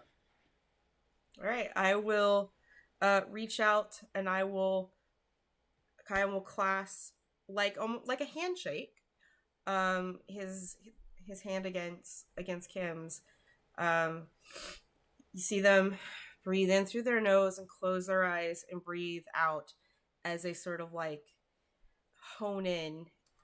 And he asks the question is like, are you here to help or are you here to hurt? Now, before anybody answers that, why don't you go ahead and roll a rely on your skills and training to see if this will actually work for you. Yeah, I know, right? That is something. Okay, rely on skills and training. Which one is that under? That's under focus. Under focus. And I don't think I have a move that goes with it. That's under push your luck. Yeah. Hold on 1 second.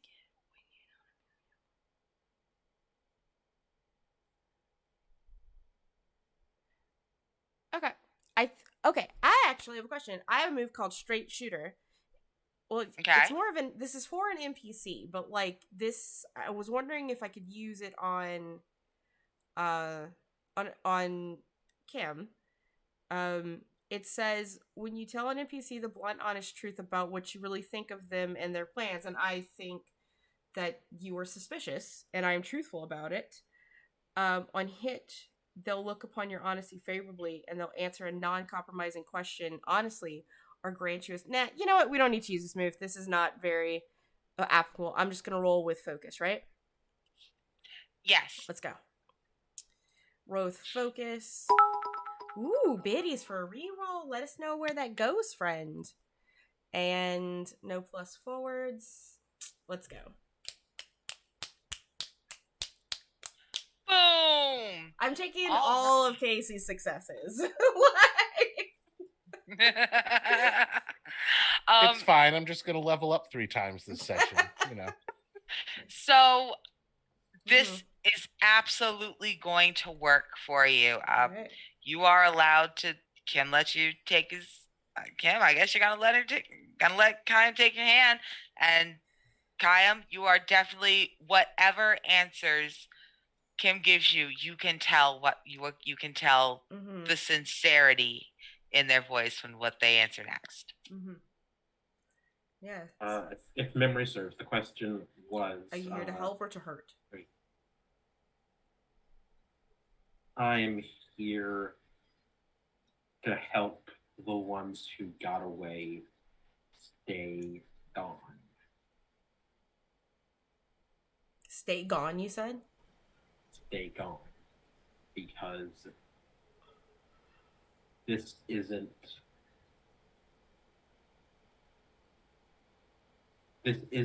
where it ends. There's no way.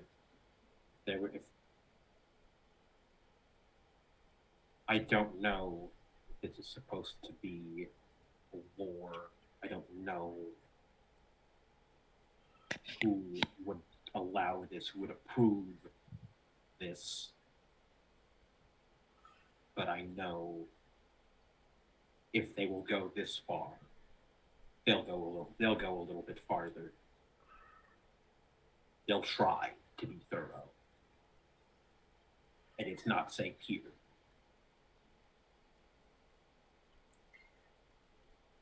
And are you being honest? That's what I would like to know. Yeah, Yeah. yeah. Kim quite genuinely believes what he is saying, and believes that he has that what he is proposing will work.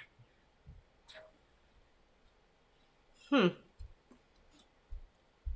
I let go of your hand, but I put that same hand like on your shoulder, and I give it like a reassuring grip. And I'll say, if that is your goal, then I will help. I believe you. Correct. And he turns towards the rest of the room with that like kind of with that same bluster. The It was all such a very weird exchange, right? Because like when when Kayam touched you, it almost and did like there was no movement like on Kayam's part that indicated that he was doing anything other than shaking your hand. But like there was definitely that weird pins and needles feeling on your skin, right? Yeah, he felt Yeah. something. Doesn't He Yeah. doesn't know what happened. He doesn't get it, Yeah. but it's definitely not on brand to show any confusion. Any confusion. Just, we are confident. We are in control. I am Kim Jun, and you will. And of course, when I say something is true, you believe me. Correct. That's how the world works. Sure. And yeah, he turns to the to the room at large, validated once again, and Arnica, how much time has passed approximately? You have. It's been a very brief. It would help if I unmuted my closed captioning. It's been a brief but tense, like 10, 15 minutes. You have a solid 45 minutes before the officer will come back, at which point he will check in on you and ask if you're ready to be escorted home or if you'd like to stay for one more hour. So yeah, he'll speak up. It's about 40 or so minutes. A patrol is going to come by asking after me. They will, if they don't see food here, they might get suspicious. They might start asking questions. If any of you have associates you need to check on, people to prepare, now is perhaps the time to steal away. I can delay a little bit longer, perhaps hold their attention. They know that I intend to travel to the Earth Kingdom, and I imagine that with a few favors, with some money spent,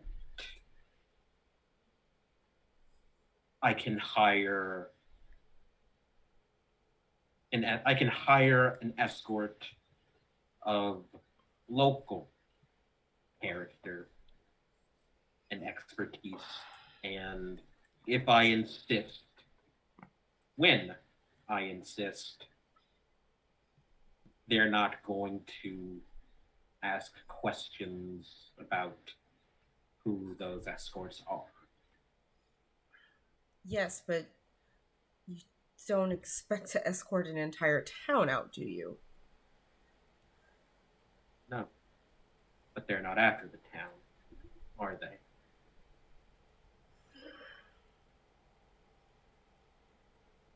Just a little shift in weight. Like, because, Kayam knows who they're after. Do you have any idea where those in need of escort are staying? No. Kim, right? That was your name, Kim. He kind of like looks at you like almost like I think almost like he wants to like ask like, are you a bit like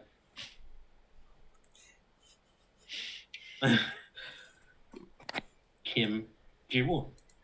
Do you mind if I call you Kim, Woon, G? What do you prefer? Kim All right. Ji-won. Right. Okay, KJ, let's go.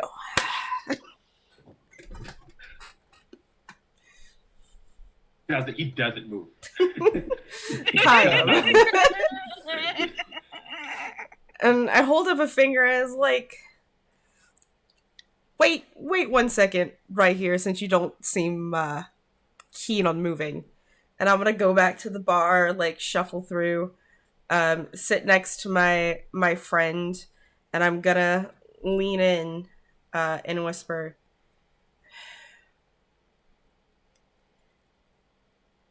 now's the time to let me know if I need to get anyone out and where they are at.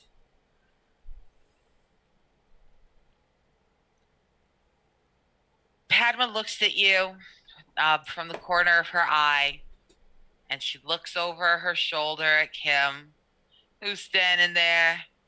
Bless his heart. Just bless his heart. and, and she gives a deep sigh. And why don't you go ahead and roll me a guide and comfort? Yes, ma'am. Let's go. If I can find my character sheet. There it is. Basic moves. And sorry, I have so many windows, and then I forget that everyone just kind of happens here. A 9. I'm going to use a +1 4 to make it a 10 to make it a full success. Boom. Mm-hmm. All right. So she looks at you as she looks at him, and she looks at you as she looks at him, as she looks at the ceiling, because this bless your, you know what? This is what she's got. The world is ending, and this is what she's got, and at least what she's got is help. She doesn't know you, but you're earnest, and she can tell you mean it. And God, she will take an army of well-meaning strangers with slightly vacant smiles over nothing. And so she's going to lean inside. She'll lean in close and drop her voice and whisper, there's, on the far west end of town, there's a clubhouse where the children play. We don't think they've swept the building yet. It doesn't look like anyone could be there, but if the Fire Nation is leaving tomorrow, we can't trust them not to burn the building. If they're anywhere, they're there. I pat her reassuringly and I'll say, I'll take care of it. And I look at the bartender. Back door. Bartender looks at you and looks at Kim and sighs and does one of these. Two of you follow in behind the bar, through the kitchen, and not to the regular back door. He leads you actually upstairs to his own home above the inn in a little overhang. Mm-hmm. And from there, he has a separate set of stairs. And those stairs actually go down along the inside of a wall. They are a secret set of stairs. Running behind a false wall that makes the alley slightly narrower, and it will dump out towards the main road on the west side of town. It has just saved you about 3 potential interactions. Because you rolled a 10, you got the good escape. Arthur, you told me we're going into a secret tunnel. Secret tunnel. Secret tunnel. Secret tunnel. Secret stairs. Yeah, and I think like I'm gonna get into this secret tunnel and wait for my new compadre and be like, let's haul ass, eh? You got Can't time. hear you. There you go. You've got time. And I'm gonna head this way to this clubhouse that and I kind of like, because she told me the details, and as we like, I'm gonna walk and talk and be like, yeah, so do you as the local know this place that we're heading? I think I just like raise an eyebrow at the word local. Ish, I don't know, I'm from Bossing Say. So is the family. Oh, maybe our families know each other. You would know if you knew us, you would recognize me. You get a sense. You get a sense that Kayam is being sarcastic as fuck. I'm sorry. Kim Ji-woon does not get that sense. You are talking like completely sarcastic. This is a highly educated person, like whose parent was a historian and anthropologist. and why isn't my name in your history book? What? That's an awful boy. It's strange. It doesn't work. You should get a new one. Do you know where the houses are not, Kim? Based on the description. Yeah. Follow me. If you run into patrol, let me do the talking. Okay, sure, absolutely. Believe in you. All right, why don't you both push your luck for me, please? Cool.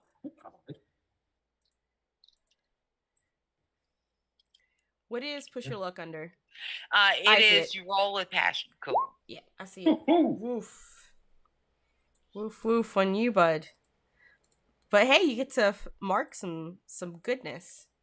All right, cool. I got an 8. All right. So as the two of you reach the end of this passageway and come up into a back alley, Kayam, you clear the area easily. You come up out, you cross the street easily, you get into the next alley. Kim, my friend, Mr. Kim, I don't know why you have come up out at this particular second, but you have certainly stepped out of the alley. They don't see you leave the tunnel, but you step out of the alley, and right as you go to cross the road, the aide de camp that has been traveling with this officer, who most certainly left you at the tavern halfway across town, where they know they're supposed to be picking you up in 40 minutes, steps onto the street. They are by themselves, and the two of you lock eyes. What you doing, Mr. Kim? As if I'm just immediately like turn on my heel, start walking towards them, just and like not challenging, just come over here.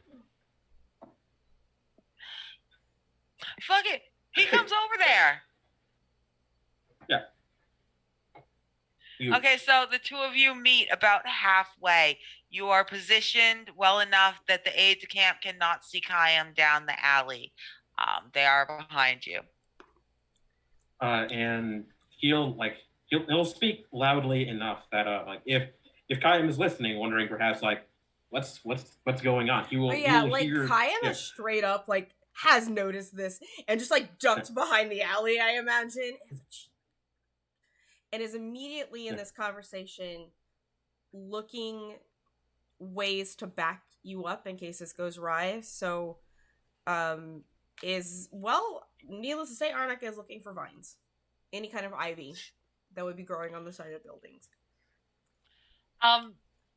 This isn't really a viney place. Gotcha. There's a couple types of bamboo. There's lots of ferns. There's mosses and lichens, but it's not really a viney spot.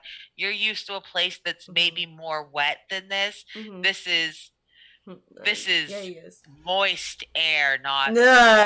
It's moist air. Yeah. Yeah, I mean, it is. We are up in a mountain valley. There's lots of fog. The air stays wet. Okay. So that's what's around you. Mr. Kim, the aide de camp is shaken. They look distracted. They look frustrated. And they look a little bit like they might be ready to take it out on you. What are you doing? How are you here? We left you halfway across town, Mr. Kim, and you can't manage to stay in a building. I have stayed in a building for days. I have stayed in a building apparently while the honorable forces of my nation get up to something unacceptable, something that I know is sitting on your conscience, something that if you are half the man you swore. Well, I don't know if we ever established the aide de camp Cinder. What? Who are they? The aide de camp is. They are not quite as old as the officer, but they're not young. They're definitely old enough to have known better. They are old enough that they should have had enough spine to stand up and say no. They were not a child when they walked up that mountain. And they are a man in their late 20s, early 30s, about 27, 28. You are half the man you swore to be when you took your oaths. You know it's not too late to do something, right? The aide camp is just withered under your glare. You are the first person that they have spoken to, the first member of the Fire Nation who has openly told them what the fuck is wrong with you. The only other people they have been allowed to talk to have been members of this military campaign. And everyone is afraid to be the first person to say, what the fuck did we just do? And they deflate in front of you. There are tears in that man's eyes. And he tells you, that's not what we thought we were going there to do.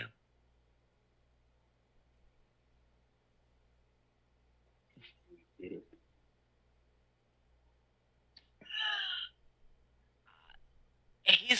The aide de camp just looks down at his hands and he looks at you and he looks behind him at the road and very carefully does not look at the alley behind you. He very carefully does not look in the wrong direction. He obviously thinks that there's someone with you in the direction that you came from. He does not know Kayam's on the other side, but he suspects you are not alone. As he turns his head and tells you, I suppose we may run late picking you up from dinner. We may run almost an hour late retrieving you from dinner, Mr. Kim, because we may be busy very carefully mapping out the north to south, east to west grid pattern that we will be using to sweep every building in this village tonight. We will be too busy planning a raid on every building looking for any airbenders who may have escaped what happened, Mr. Kim. So unfortunately, I will be unable to escort you back to the tavern now. And unfortunately, we may be late picking you up. So I do hope you get back safely and without getting into trouble. And his face is white and his eyes are glassy, but his chin is up and his mouth is firm as the aide de camp turns on his heel and leaves you alone on the street. Kayam kind of comes out of the shadows, and in their hand, there's a prune that he plucks the stem off of and eats it. It's like, nice. Want to keep going? Yes. He looks back at the officer, and like he makes a he makes like an odd like face, like this is perhaps the first time you have definitely seen the brain cells in his head actually activating. Mm-hmm. As he kind of watches them walk away, and then like turns to follow, and then turns to follow you. I assume you heard it all. Oh, I have great hearing. It's my eyesight that sucks. Shame.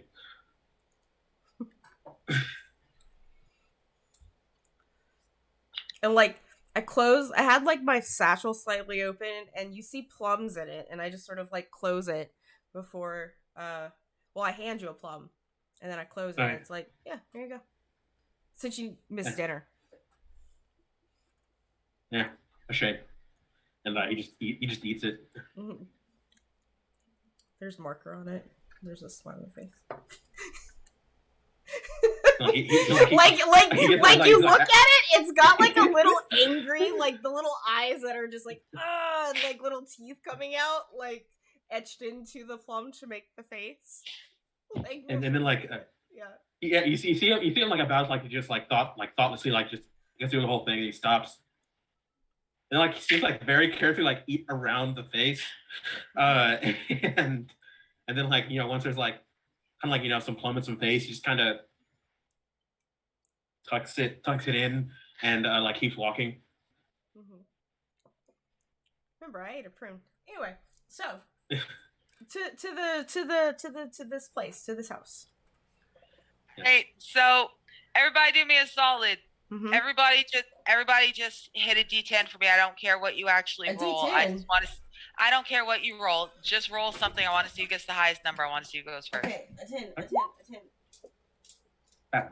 Oh, I rolled a 1 on my die. I rolled this physical die. 4. Sorry. That's fine. Yeah, 4. Oh, all of us? Mm-hmm. Uh-huh. Okay.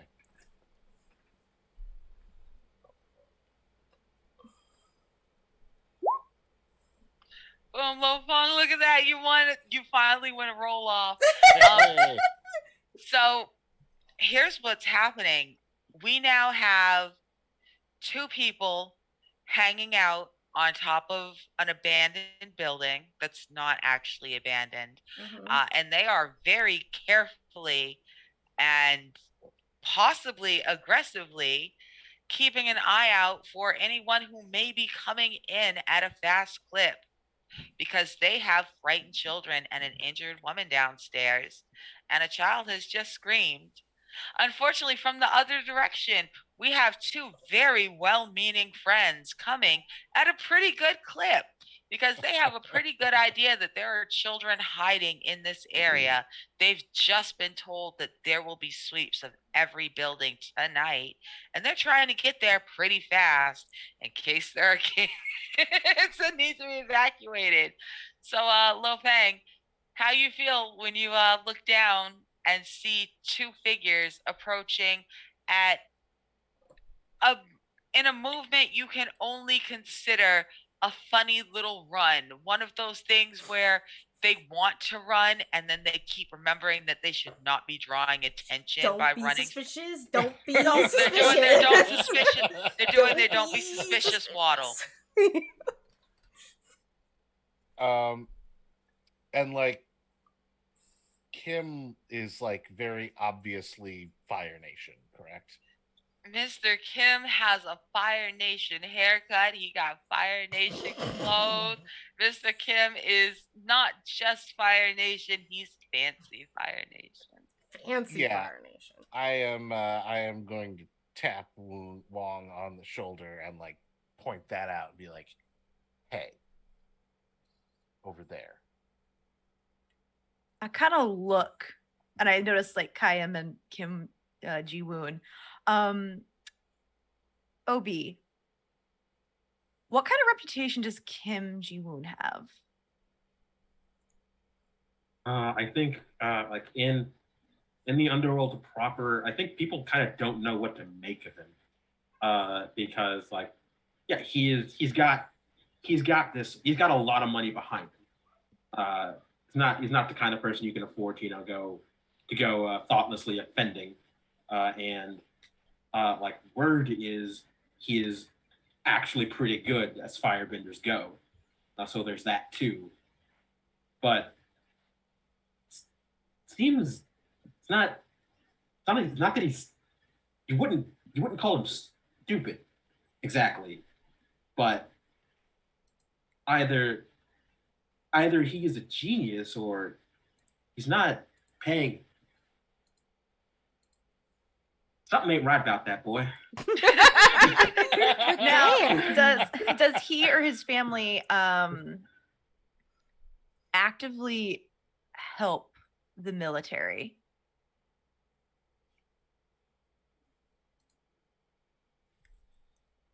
They're not a military family, if that makes sense.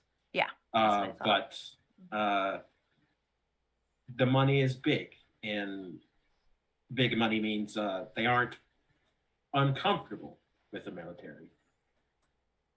But nothing like they're definitely feeding money to them. Nothing outward though, at least. Yeah, exactly. Okay. Exactly. I'm like looking down at Kim as Lo Fong is pointing them out, and I just kind of give a concerned, confused, quizzical look at them approaching, and I'm just like, this might not be as bad as it looks. Well, I mean, it might not be as bad as it looks, but then again, it kind of might be as bad as it looks. But I'm not sure. We can find out.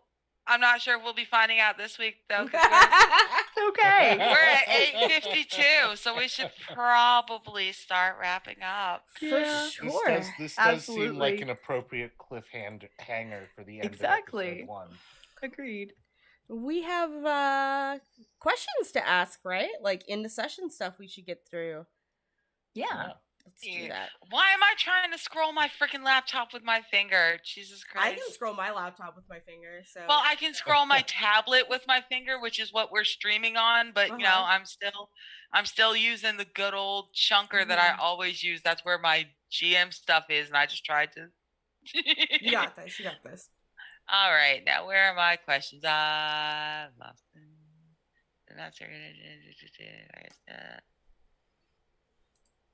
I didn't feel. Please help.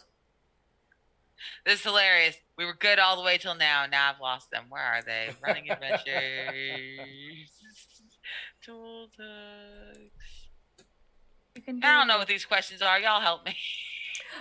Is there a list just for you? Like, I know we each have a single question, but are there more questions that are not? I have them. Yeah, I have I them in don't- front of me. If you want me just to say them. Yes, please help Yeah. me.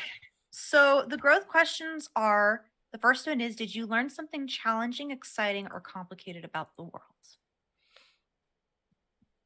And I think we all go around answering. Yeah. That is. To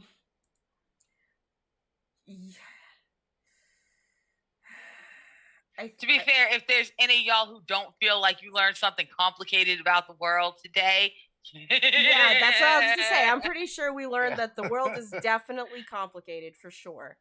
Yep. Yeah. I'm actually gonna go no. None of this was new to me. So There, yeah, because this is your stuff. That makes sense. So yeah, for sure. I did. Yeah, I did. That is a yes for me because something, but not this. Not this. Mm-hmm. Okay, there we go. I finally found the right page. And have you stopped a dangerous threat or have you solved a community problem? The threat has not been stopped or solved quite yet. Yeah, not We're yet. not there Yeah. yet. No. That really depends on how you define that aid de camp. I would say that one's in progress. Mm-hmm. Next session. Next session. Mm-hmm. All right. And did you guide a character towards balance or in the session at your center? Do we start at our center? You all started at your center. Then yeah, I'm I still in didn't my budge off center. center. And we all Yeah. ended at our center. Yeah. Mhm. All right, cool. That's 3. So, and now you all have a unique and personal growth question. Mm-hmm. So why don't you go ahead and we'll start and we'll just go in order. Obi, you go first.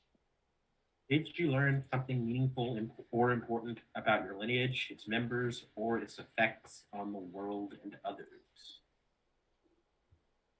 How do you feel about that? I think the answer to that one is honestly a no. Like I think like practically, unless we consider the entirety of the Fire Nation to be his lineage, which is overbroad. No. The Kims particularly like perhaps the name has some has some value here. Perhaps it got some people to listen when they might not have otherwise. But he expected that. Okay. Thank you. And Lo Fong, what's your question? Question is, did you try to make amends for past mistakes or prove you're a different person now? Well, in his past, it's very likely he would have been on the other side of one of these operations. So I'm leaning towards yes. Okay. You know, yo, dude, take a yes. You know if Yeah. it's a yes. All right. Yeah. And Kyle? Yeah, so mine is do you express vulnerability by admitting you were wrong or that you should have listened to someone you ignored? Yes, because I thought that Kim was a bad guy. And I put myself in a very physically vulnerable position by touching him. Yes, you did. You take that growth. God, dude. All right, and let's end He's with our already good buddy 6'2". I don't know how much he can grow. Yeah, you say that you haven't seen my beautiful offspring at 6'4" and still going. Trust me, there's time and room. Wong, how you doing? Let's talk about your growth question. My growth question is, did you get a friend to join in or approve of one of your bad habits? And this is actually a partial mechanic question because if yes, then I might not be at balance.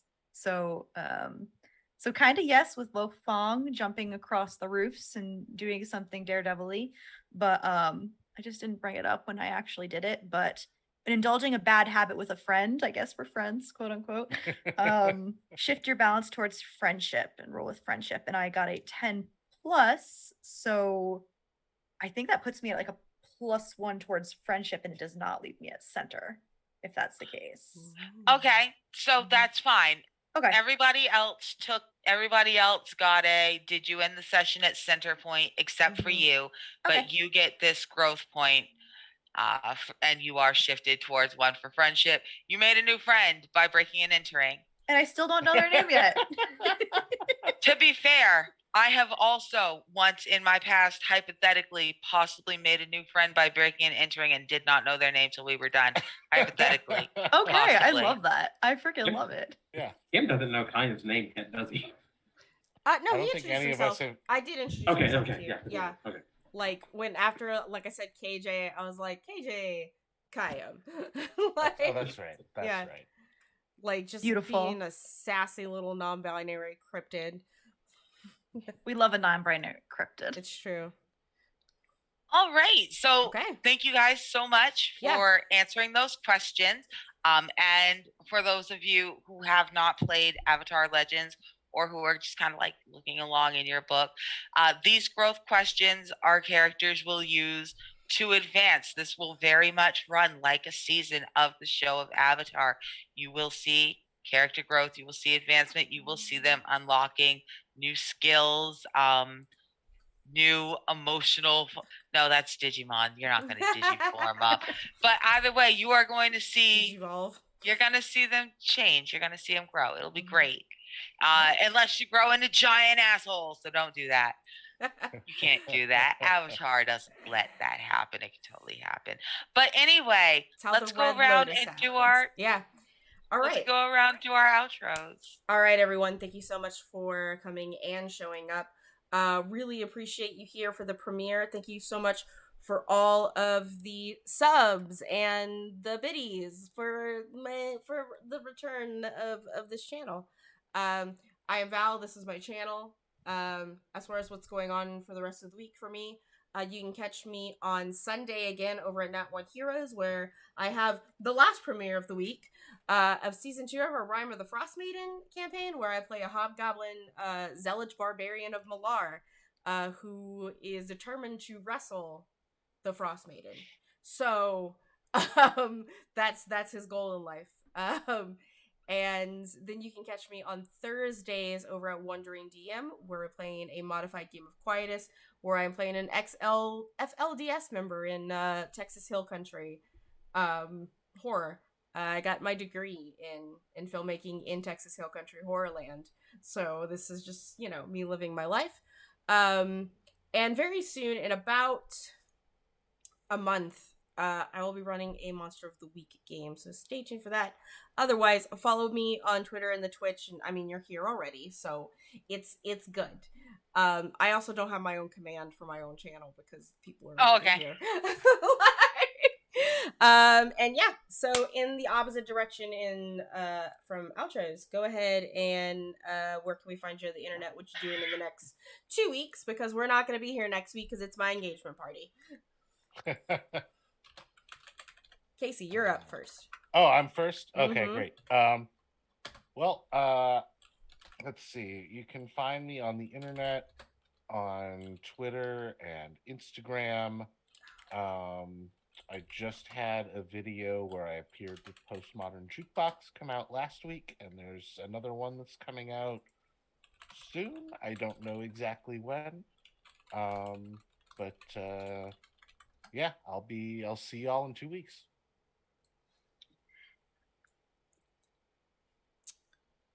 Mary, you're up. Okay, me. Sorry about that. Mm-hmm. Hi, I'm Mary. You can find me on Twitter at Archmage of Dice. I'm here every Friday except for next week, and I'm also a producer on the leadership over at Friends Who Roll Dice, which is at Friends Who Roll on Twitter. I produce a Monday night game called Shit Suns Rise, which uses the Once More Into the Void system over there. It's dope. It's really cool and heart wrenching. And even though I'm not a player, I'm super proud of what they're doing and what I'm producing for them. On the 27th of August, that's next Saturday, I will be premiering a game called Printweaver Journey over on Friends Who Roll Dice. And it's like a Souls-like campaign where you die a lot and my players are immortal and they need to make a journey north. And I'm really excited for them to die a lot. And that's all I got.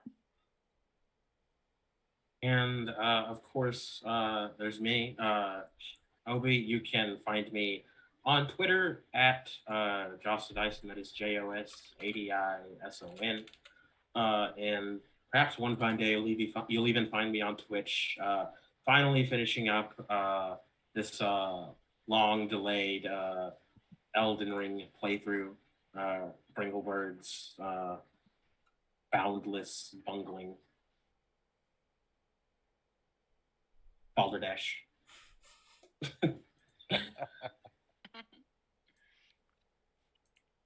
Okay. And thank you so much, everybody, for having showed up for the premiere of our show and my very first time GMing on a show. It's been really special. I've been Arnica. You can find me on Twitter at ArnicaXRoss, here on Twitch under the same name. And on Thursdays at 8 p.m. to 11, you can find me on the Girls Run These Worlds channel, where I play a biomechanical bird god in Dark Rites and Other Forms of Exploitation, a Deviant the Renegades game. Like Val said, we will not be here next week because there's a party and it is awesome. Val's getting very okay. But you can come back after that and we'll check in with our airbenders and with our amazing gang then. Yep. Okay, All right. but thank you so much. Thank Now you stick around for the guys. raid. Yep. And with that, we're going to go and raid Super Dylan. They are playing some Stray. So we will see you in 2 weeks. Bye. Bye, See you everybody. later. Bye.